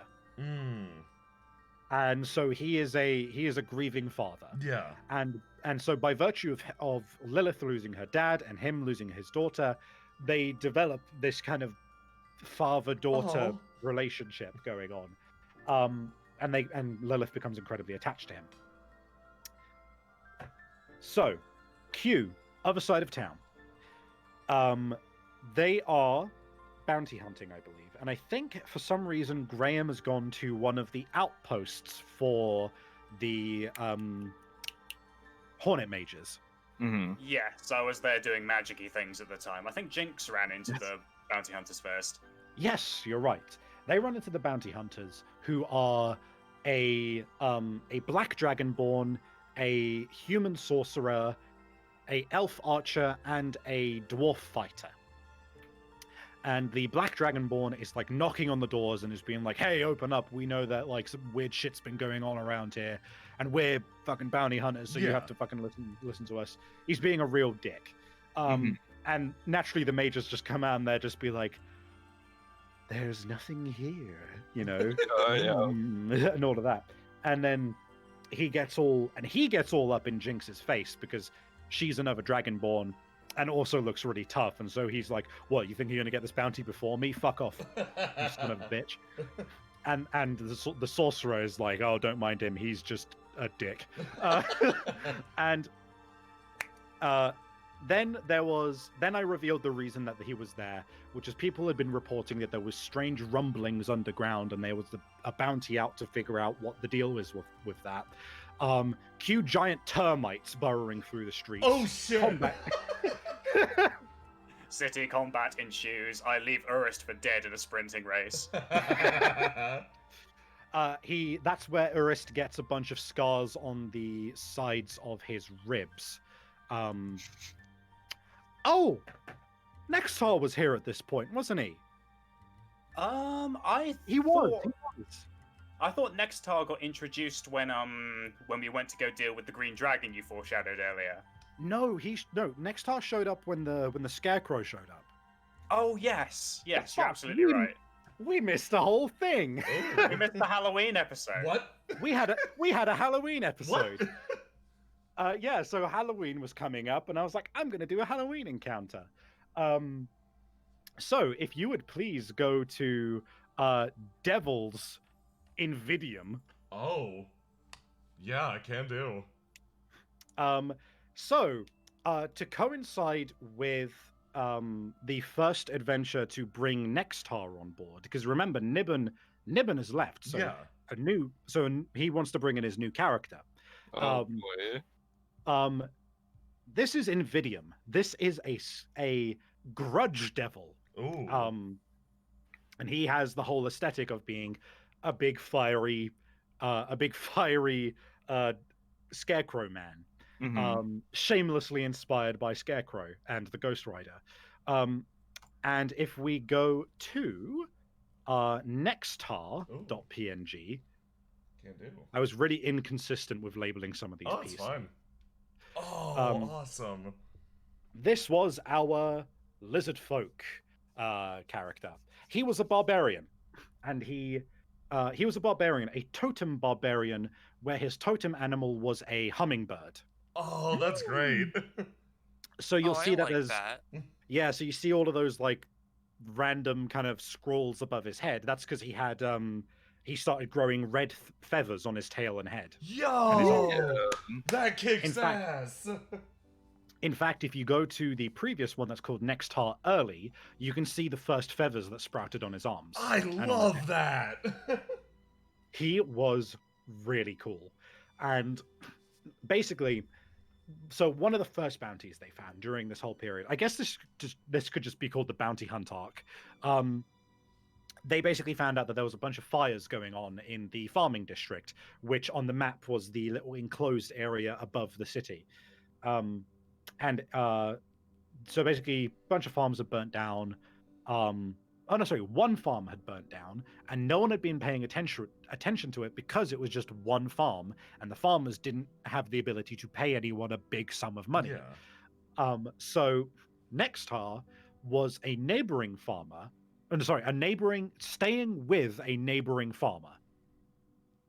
And that farmer was like, hey, I feel really bad for these guys because they're my friend. Nextar, I know, I'm really glad for your help around here. You've been great, and I'm really grateful for that. But I know that you're combat capable because you have these weapons. I was wondering, would you be able to go and help them out? And he's got bad charisma because he's quite shy. But he's like, yeah, I'll go sort that out. And he collides with the party who have decided to help out this farmer. There's a very cute scene where Lilith has a pet shrew mole. And she has a very cute scene comforting the mother of that farm by basically doing, therapy animal. Oh. And they meet up with Nextar, and they basically are like, okay, we're going to help you out. And they're like, I'm so sorry, we can only really afford to give you 100 gold, which is not much. And also, we promise that we'll feed you for a couple days afterwards with you come by, we'll feed you. We're a farm, we have food. And they're like, yep, we're just more interested in helping. And they stake out the place because the tragic thing is that their son died in the fire. And so the dad is like, I want you to find out who did this, and I want you to fucking get them back because my son deserves vengeance. Cue them staking out the place, and go to map Scarecrow Farm. Map Scarecrow Farm. Oh yes, the Scarecrow Farm. Yes. Oh, excellent. So, the bottom half was fields. You can see trees and everything. Those pink squares were pumpkin patches. And the encounter was they went up there and they staked the place out. They followed a mysterious purple light that was chasing through the fields, and they came up to this huge stack of hay bales, which is in the center there. And atop of it was Invidium, the grudge scarecrow, on fire. And I think I'd had 2 beers at that point, and my inhibitions were a little lowered, so I did the most maniacal, evil laugh I could muster, and accidentally did it loud enough that the floor above us heard me.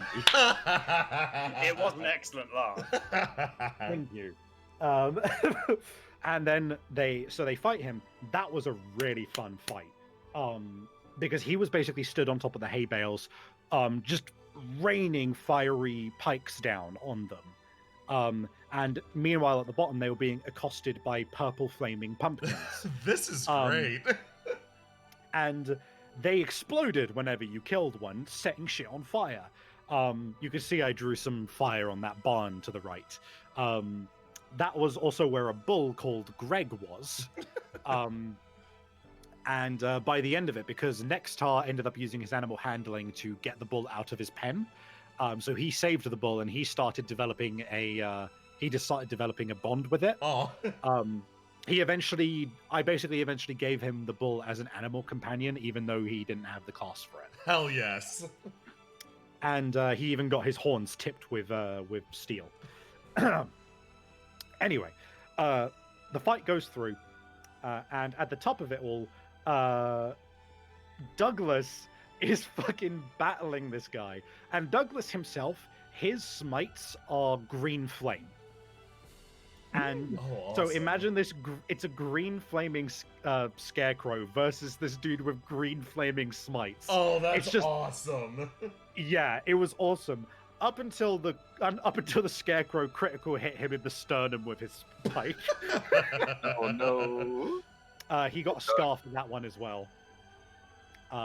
Douglas went down, I think, the most out of every single person. Absolutely. A proper paladin. He would always charge in head first. Oh, I Mhm. can't believe he was a himbo. He's a himbo. I also have had these revelations of like characters I've played before himbo was a very popular Yeah. term, and just like, man, Yeah. Oh, now shit. knowing the context for a himbo, you just look back and you're like, God damn it. But yeah, so they fight this guy off, and at this point they've started to get to know Nextar. And Nextar, I think Nextar started being part of the group more by virtue of like the party kind of continuously getting him to tag along, because they realized like he's a straggler himself, and they were just like, hey, like we've got a spot for you here. Yeah. And he was always really reluctant to come along, but he always would because he was too shy to Aw. turn them down. Yeah. Fun fact about Nextar. Nextar is a barbarian of a hummingbird, but he had basically, in his backstory, he had basically asked me if his rage could basically be the result of something in particular, and that something in particular was that he had demon blood. Oh. And this was because I fucking love his backstory. He wrote a really fucking cool backstory. Lizard men, they lay eggs, and they usually have a good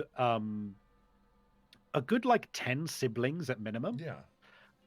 Because there's a cluster, it's a clutch of eggs.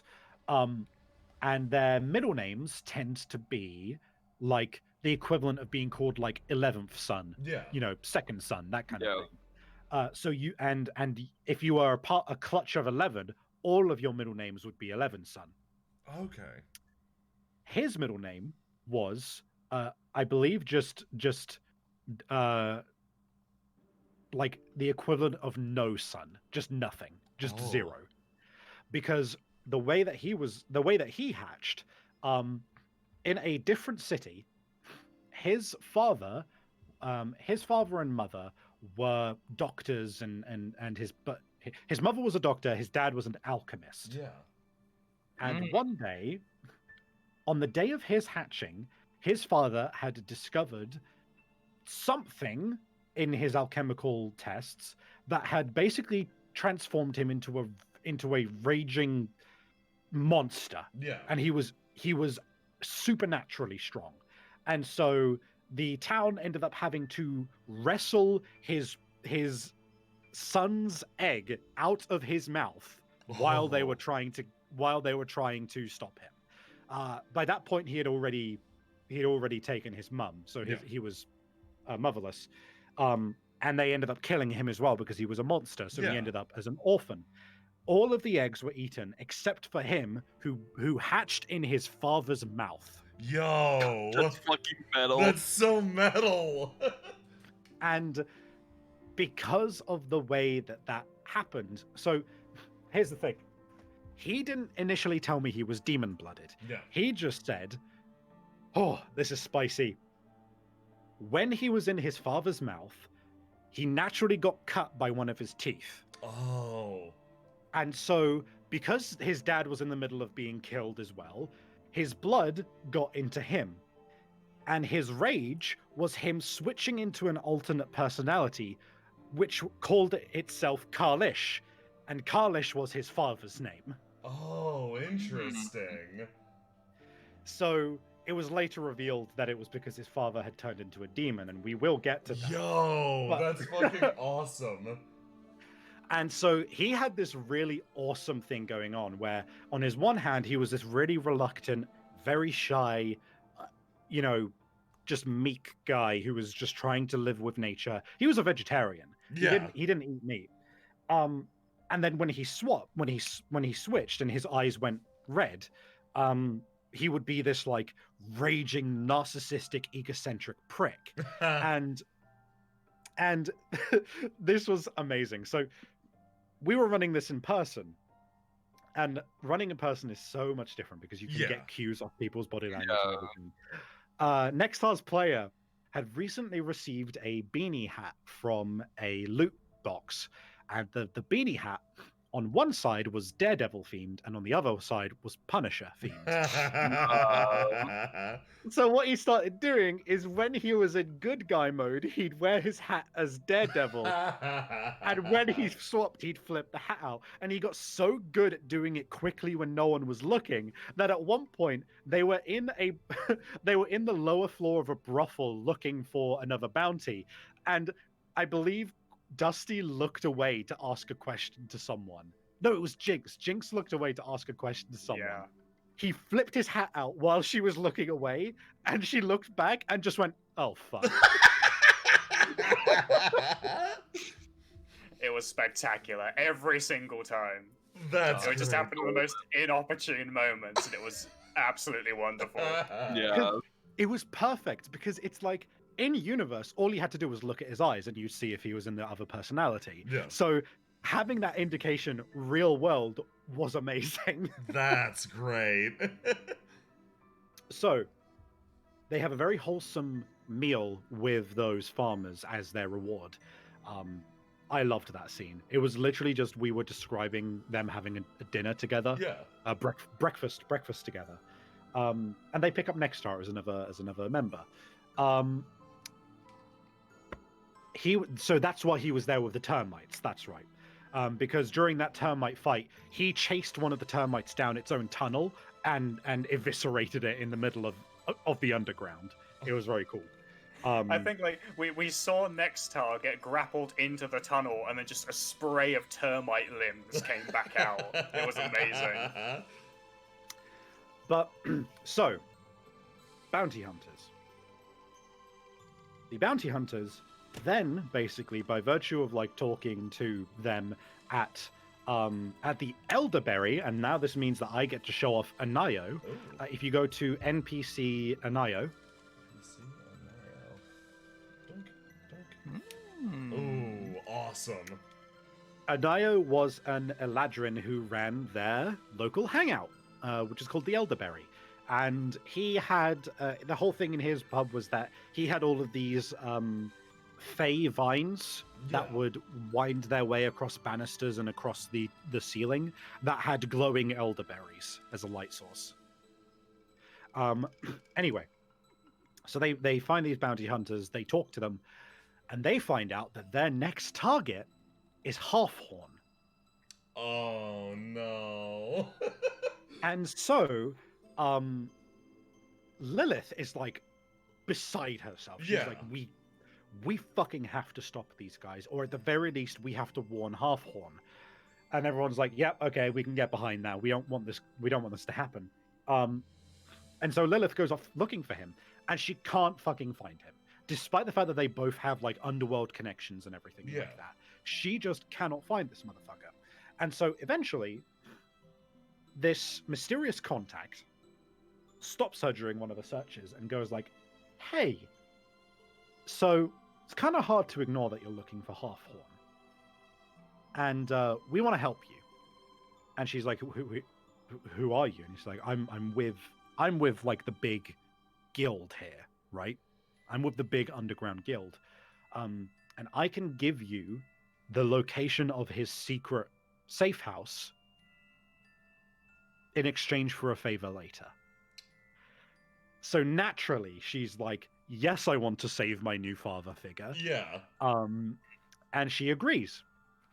And immediately I think that raised red flags to Urist and Graham, who were like, why do these guys know where his super secret safe house is? Yeah. Yeah. But she goes to the location. There's this whole secret process to opening the place. And they go down into it's a bunch of catacombs, which are underneath a couple of buildings where there used to be a temple and graveyard. but has since been built over, and the catacombs were forgotten, and he's now using that as a hideout. We had there was a very nice thing where there was no actual encounters in there. I think there was traps, but they got past them. And the whole time that they were going up to his hiding spot, they heard a piano playing, because he was actually a proficient pianist. Oh, that's awesome. Which was kind of me trying to hint at the fact that, like, it's tragic that he had to become an assassin, because he's actually an amazing pianist. He could have been an amazing artist. Yeah. But there was also a funny scene where we realized that everybody has dark vision except Graham. That was a big factor in me getting the owl familiar later on. Because, man, it's annoying when everyone else has dark vision. So now in darkness, he would have his owl on his shoulder and do the familiar use his eyes. Mm-hmm. So he could just basically go into the owl who was sitting on his shoulder and still see in the dark. Yeah. Anyway. Mm-hmm. They get to Halfhorn, and they're like, hey, we're here to warn you, because you're currently being sought after as a bounty, but specifically by these guys who are really bad news because they're really proficient. And also, as a side note, the fact that we have the information as to where the fuck you are means that this place is compromised, because they probably got the same information from these guys. And Halfhorn's like, yep, you're right. Thank you so much. I'm going to leave through this secret exit. Cue the Black Dragonborn bludgeoning him back into the room, because they found the second secret exit, again by virtue of the same guild. Of course. So there was so they have a whole big fight in the catacombs with Halfhorn, wherein... Yeah, go ahead. I just realized something. We missed out one of the most important members of the Bounty Hunters, didn't we? Varn Fifth Shield. That's what I was getting to. So, Varn Fifth Shield was one of the dwarfs that was with them. I made the mistake of putting the two thug mooks on the side of the room that was ambushing Jinx, because Jinx turned them into mince fucking meat. But in the meantime, in the center of the room, it was basically established that Agarort, the Black Dragonborn, was basically, he wasn't the official leader, but he was calling the shots through intimidation. And Varn was really chill. He'd had conversations with the party where he was just like, hey, it's just the life that I've ended up in. I'm not bothered, And Agarort's the one who's all gung-ho about fucking finding the big bounties. So they're in the middle of this combat, and Varn's like, I don't want to have to do this to you guys, but it's a living. And I think crits Graham on the back with a two-handed great axe. Oh! Yeah, I think he dropped me and Urist in the same round. Oh, my God. That's right. And wasn't Urist the one with a massive amount of HP? Yeah. Yep. And he dropped him. Holy crap. So for the fact that he dropped Urist and Graham in the same round, he became legendary, right? Immediately they were just like, fuck, this guy is really cool. We so desperately wanted to save Varn. Like, we refused to do lethal damage to him because we wanted him to be our friend. Oh, that's great. And so they go through the combat. Graham has this great moment where he drops his mace and then uses his, because he was multi-classed fighter and wizard at this point. Oh, I just realized something. I didn't actually have my mace at the time because my mace is Agarort's mace. That's right. You had I got it from him. So after this fight, you had your signature mace that was in your main picture. Yeah. But yeah, you drop your longsword and you use your action surge to do a double burning hands over the group and bring in the flames. Bring in the fucking flames. Oh. But that whole fight wraps up and they successfully manage to spare Varn. The other two die. They kill Agarort as well because he's terrible. And the archer doesn't give up, and so they end up killing him as well. They also find out that the sorcerer, who was the leader of the group, had a ring of acid resistance because he was expecting Agarort at one point to attack him with his acid breath. They save Horntaker. Horntaker's like, cool, I'm bouncing. Sorry, bye. You know? Yeah. He takes Agarort's mace, so Graham now has that mace. And what happened? Though I know that stuff happened before the guild called up Lilith again. I think this is Green Dragon time, right? Sure is, buddy. Green Dragon time, baby. So, at this point, were you known as the Outcasters yet? I think it was after the Green Dragon. Yes, I think it was after that because we rescued was it Paladin Henry? Paladin Henry, that's right. Yeah. So we may as well go back to the main map again. Yeah. Just to show you. Country or town? Country. Country. So, if you zoom into Hornet Dale again, and you'll see the Green Dragon spot. So,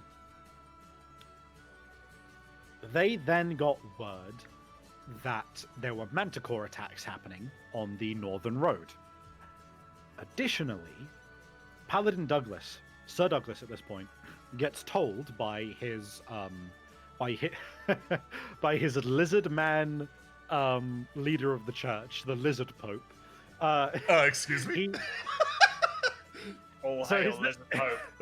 His name was Zenizar, but because he was the leader of the clergy and wore cleric robes and a hat, the party just referred to him as the Lizard Pope. As they should. Amen. I mean, if anything could get me into that church, it's definitely the Lizard Pope. But Lizard Pope Zenizar comes along and he's like, my child, I sent Paladin Henry out to check out that Manticore shit like 2 weeks ago and he hasn't come back. You're gonna go have to check that out, bro. So Douglas is like, okay, we're gonna do this.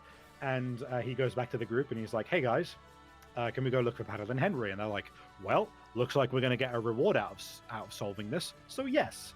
And then they go, hey Vaughn Fifth Shield. You're out of a job, right, on account of the fact that we killed your mates. Your concussion's all healed up now, right? Come kill a dragon with us. And he's like, yeah, fuck it. I need a job. Like, I didn't care about those guys anyway. They were kind of dicks. You were nicer to me than they ever were. So they bring him along for the ride. And it's on the road. This was the part. This game was basically me just going, fuck all of these stupid D&D tropes. I want to do it my way. Yeah. Because I was really sick and tired of Manticores just being like another enemy for you to fight. Yeah. Right? So I looked through their profile and I was like, what the fuck are people talking about? These guys have 8 intelligence. They are dumb, but they can like think. For goodness sake, they have common, right? They talk. Yeah. Yeah. So I was like, okay, they're not the smartest in the world, but you know what? They're probably smart enough to like realize, hey, we can get some food if we just ambush caravans on this road. And so they show up to an ambush site, which they do figure out in time has been staged by the Manticores. I think, in fact, if I can add one slight detail that happened before this. Yes. So this was around the time I got my owl, and I was using it to keep watch at the camp at night. And you jump scared me by having a Manticore try and eat my owl in the middle of the night whilst I was looking through its senses. Oh shit. Yeah. Yeah, that's I was just doing my regular scouting run, and then suddenly my vision was nothing but teeth. Oh. Yeah, it was a good time. And so they had a little hint of the fact that they were around here. They basically figured out that, like, yeah, these carriages were tipped over and placed in order to basically create hiding spots and such. And so they figure this out, and one of the Manticores is like, no, they figured it out. Fuck it, let's just attack them. And then they jump out from behind all the caravans. And they have with them a slightly more intelligent Black Manticore, who is more dangerous. Yeah. Now, the reason I bring up this fight is because that's when Von Fifth Shield went from being Von Fifth Shield to Von Fifth Shield, John Cena theme. Yeah. Because in the middle of this fight, Von Fifth Shield went down to 0 HP and got picked up by the Black Manticore in order to be carried away and eaten. Yeah. Right? Mm-hmm. And there's a rule that I ran, which is that if you roll, well, which I think it's in the main game as well. If you roll a 20 on your death saves, you wake up at 1 HP. Yeah, that's the official rule. Yeah. So he rolls a 20 and wakes up at 1 HP. And what does he do? He grapples the Manticore's wings in order to do a flying suplex from 30 foot up in the air into the ground. Holy shit. Legend. They later gave him all of the Manticore spines that they took from the tails in order for him to make Manticore spine gauntlets. No one ever realized that the axe was holding him back. Oh dear. But yeah, so they do that, and they basically, I think they interrogated one of the Manticores before they died, and they basically went like, yeah, we actually lived in the woods to the north normally. We didn't want to be ambushing these guys because obviously this was going to happen. Someone's going to come along and kill us, right? Yeah. But we needed to because someone else moved in. And they were like, oh, and they were like, yeah, big thing. And they're dumb. They don't have the same names for things. Yeah. So they're just like, yeah, it's this big winged creature and it bullied us out of here. And I mean, and obviously people were like, oh, fuck, is it a dragon? It's going to be a fucking dragon, isn't it? They go into the woods, they track down Paladin Henry's footprints, Mm-hmm. and they find he's got a little campsite set out. And he has some of his armor has been broken, which he's been fixing, and he's nowhere to be seen. And so they're looking around, they're like, what the fuck? There's a cave nearby. What the hell's going on? Urist and I think Graham are scouting to the north. Yeah. And all of a sudden, running at them is Paladin Henry without his armor on. And he runs up to them. He doesn't know them. And Paladin Henry just motions to them, be quiet and follow me. And in the most amazing thing I've ever seen, they did. They didn't ask questions. They just went, hey, if this big high-level paladin is running, maybe we should be too.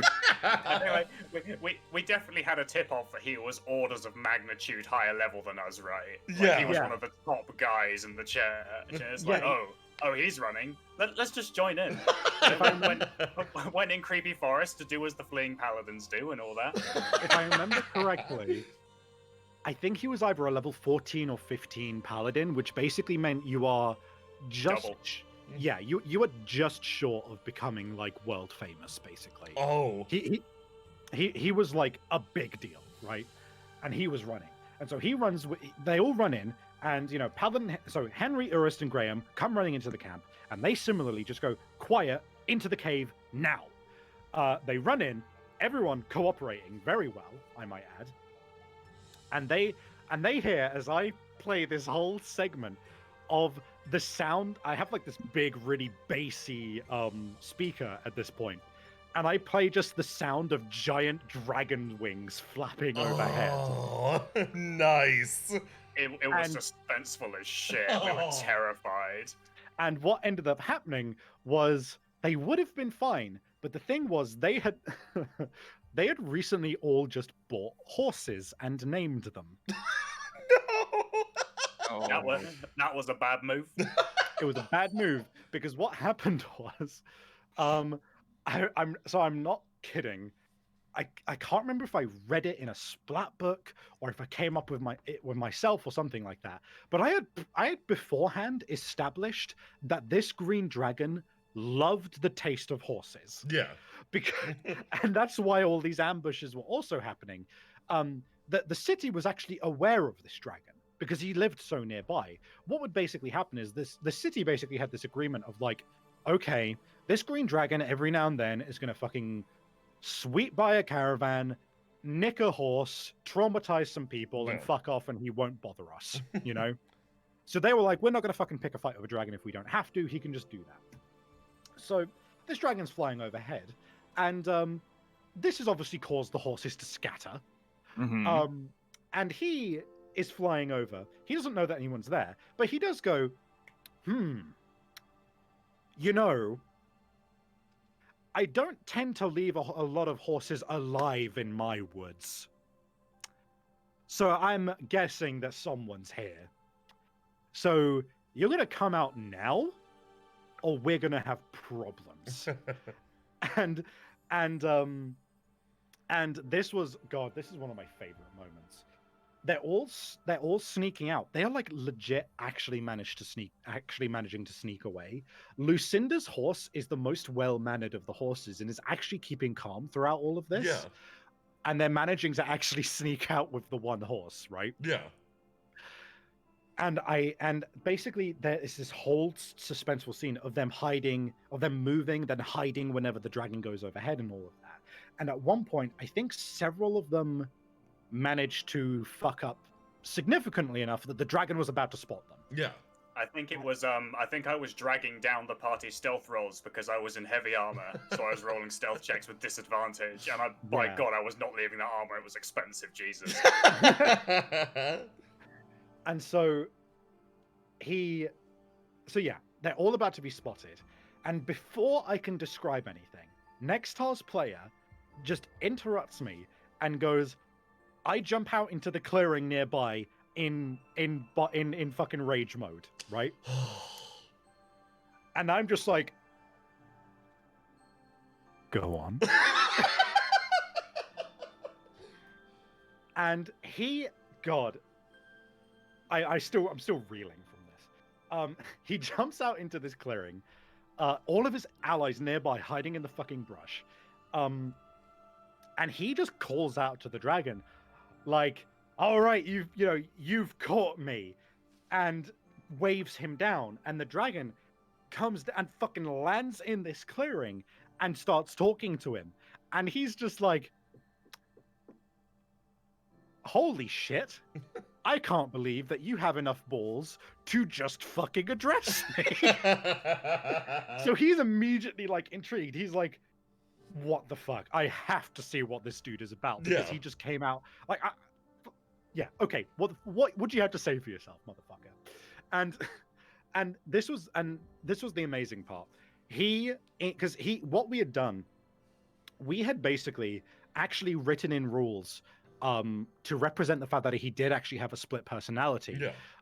Where we had taken the point cost of only his 3 mental stats, intelligence, wisdom, and charisma, and I allowed him to make a secondary mental stat line for when he was in rage mode. Okay. And in rage mode, he had great charisma. And so he goes through this whole process. He goes through this whole conversation. The whole party just fucking like edge of their seats, watching as he has literally got their lives in his hands, and he is bluffing this dragon, saying like, "Oh yeah, I was here with my mercenary band.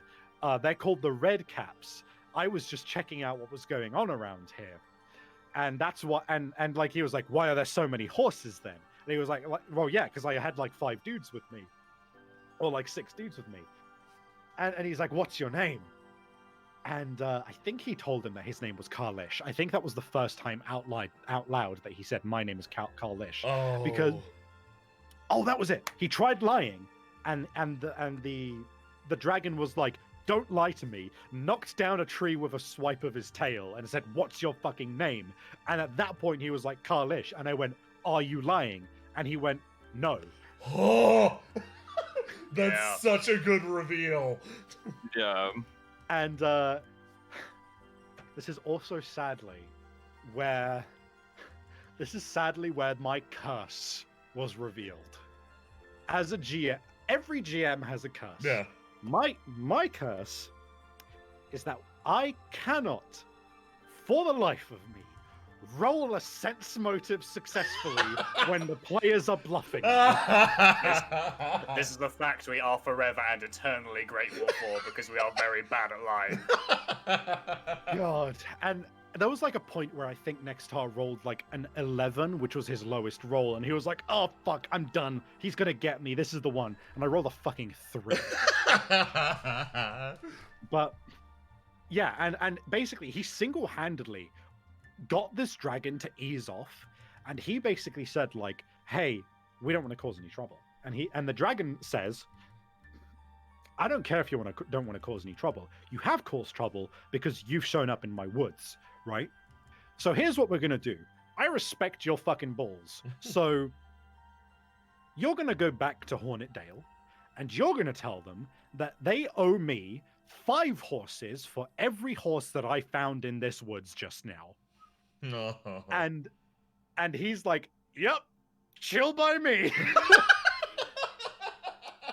Hashtag not my horses. So the fun thing is, green dragons are motherfuckers. They go back to the city, and they tell them, and they're just like, hey, Grosh, the district fucking like senator basically here. Yeah, so we're in a big way, and the city might get attacked if you don't like find 30 horses real quick. Oh my god. And he's like, because he knows them, because he's talked to them before, but he's like, "Guys, what the fuck?" But he's like, "You know what? Fuck it. We'll talk to the Hornet Mages. They can polymorph some mice into some horses, and we can send those over." But the fun thing is, the fun thing is, they ended up in slightly they ended up in worse times with the Hornetdale as is, because the dragon said, "I want 5 horses for every horse that I found here." And he then said, "Which is 30 horses for the 5 I found so far." They were like, "Oh, thank God. He didn't find one of them, so that's only 30 horses we have to get to him." So they send off a whole, you know, like a carriage, not a carriage, like a whole convoy of horses, right? Being taken by 5 dudes, you know, to lead 5 horses apiece, and they're on a horse as well. And when they arrive at the dragon's like, "I think you'll recall, I didn't ask for 30 horses. I asked for 5 horses per horse I found, and I found another horse. So all of you fuckers dismount because I'm eating yours as well." And yeah, they so the guards came back and they were a little sour about it. Oh dear. Oh, holy shit. I'm sorry. I really need the loo, but I think we're probably wrapping up soon, No, that like honestly, that works as a great stopping point. Yeah, like that's a good stopping point. That's fucking spectacular. And I would like to say, I have so much. Just for context, if you go to notes stack, then you'll see that's not all of it, but it's a lot of it. Whoa. Okay. That's awesome. We went for like 2.5 years. And I also had all of the stuff planned for the coming sessions as well. One thing I would like to get into when we do a sequel is I would love to get into some of the nonsense going on with the main storyline and the king, because a subtitle for this game is Devil's Game. Oh. Because I guess I'll just give a teaser then for next time and we can wrap. The eventual endpoint for all of this was that the party was going to have to deal with 4 greater devils vying for power by virtue of being manipulated into a whole political devil game, basically. Wait, what? And we can get into that next time. Holy shit. Okay. So, thanks everybody for coming along. Keep an eye on the channel. Keep an eye on Savvy's channel for the sequel. Yes. Also, if you want more stuff from us, go check out our website. It's got all the episodes organized up all nice and good. And Savvy, plug your stuff. Yes. Let me do that real quick. If you want to see more from me, you can catch me on twitch.tv/eternal_savvy, which is in the chat. I also have a Discord there that you can join if you find one of our streams. You can see if you like our stuff. I majoritively do a lot of chill streams these days because last year was rough. Yeah. But I have a one-shot game planned. So coming at the end of this month, hey, I guess I'll reveal the player. Oh. I don't know if that's cool with them. Maybe not then. Well, you know what? Fuck it. He's always in these shows. Yeah. My player is going to be Christian. Yeah. And we're going to be doing a one-shot in the Getting Savvy system. Using the Windrose system. That's extremely exciting. That's extremely exciting. So come along and join our Discord if you want to see when that happens. I'll get a link while you guys keep doing outros and shit. Yeah. Yes, indeed. Is there anything else? I already linked pretty much everything. Oh yeah, later today on this channel, Forgotten Indigo. Yes. Another session. Yes. Great time. In a few hours, we're going to be doing Forgotten Indigo. 3.5 hours. So Nice. please stick around if you wanna watch that. This will be a good one. Yes. Sorry. You go, please. Oh, I was just gonna say, if anyone's interested, I'm obviously not in the episode today, but DBA is currently running. Ooh. Over on Patronix 1234. Go check out DBA. It's really good. Yeah. Okay. Right, I'm gonna bounce because I am literally busted. Yes. See With you that, later. have a Thank you so good much for night, having me. everyone. Goodbye.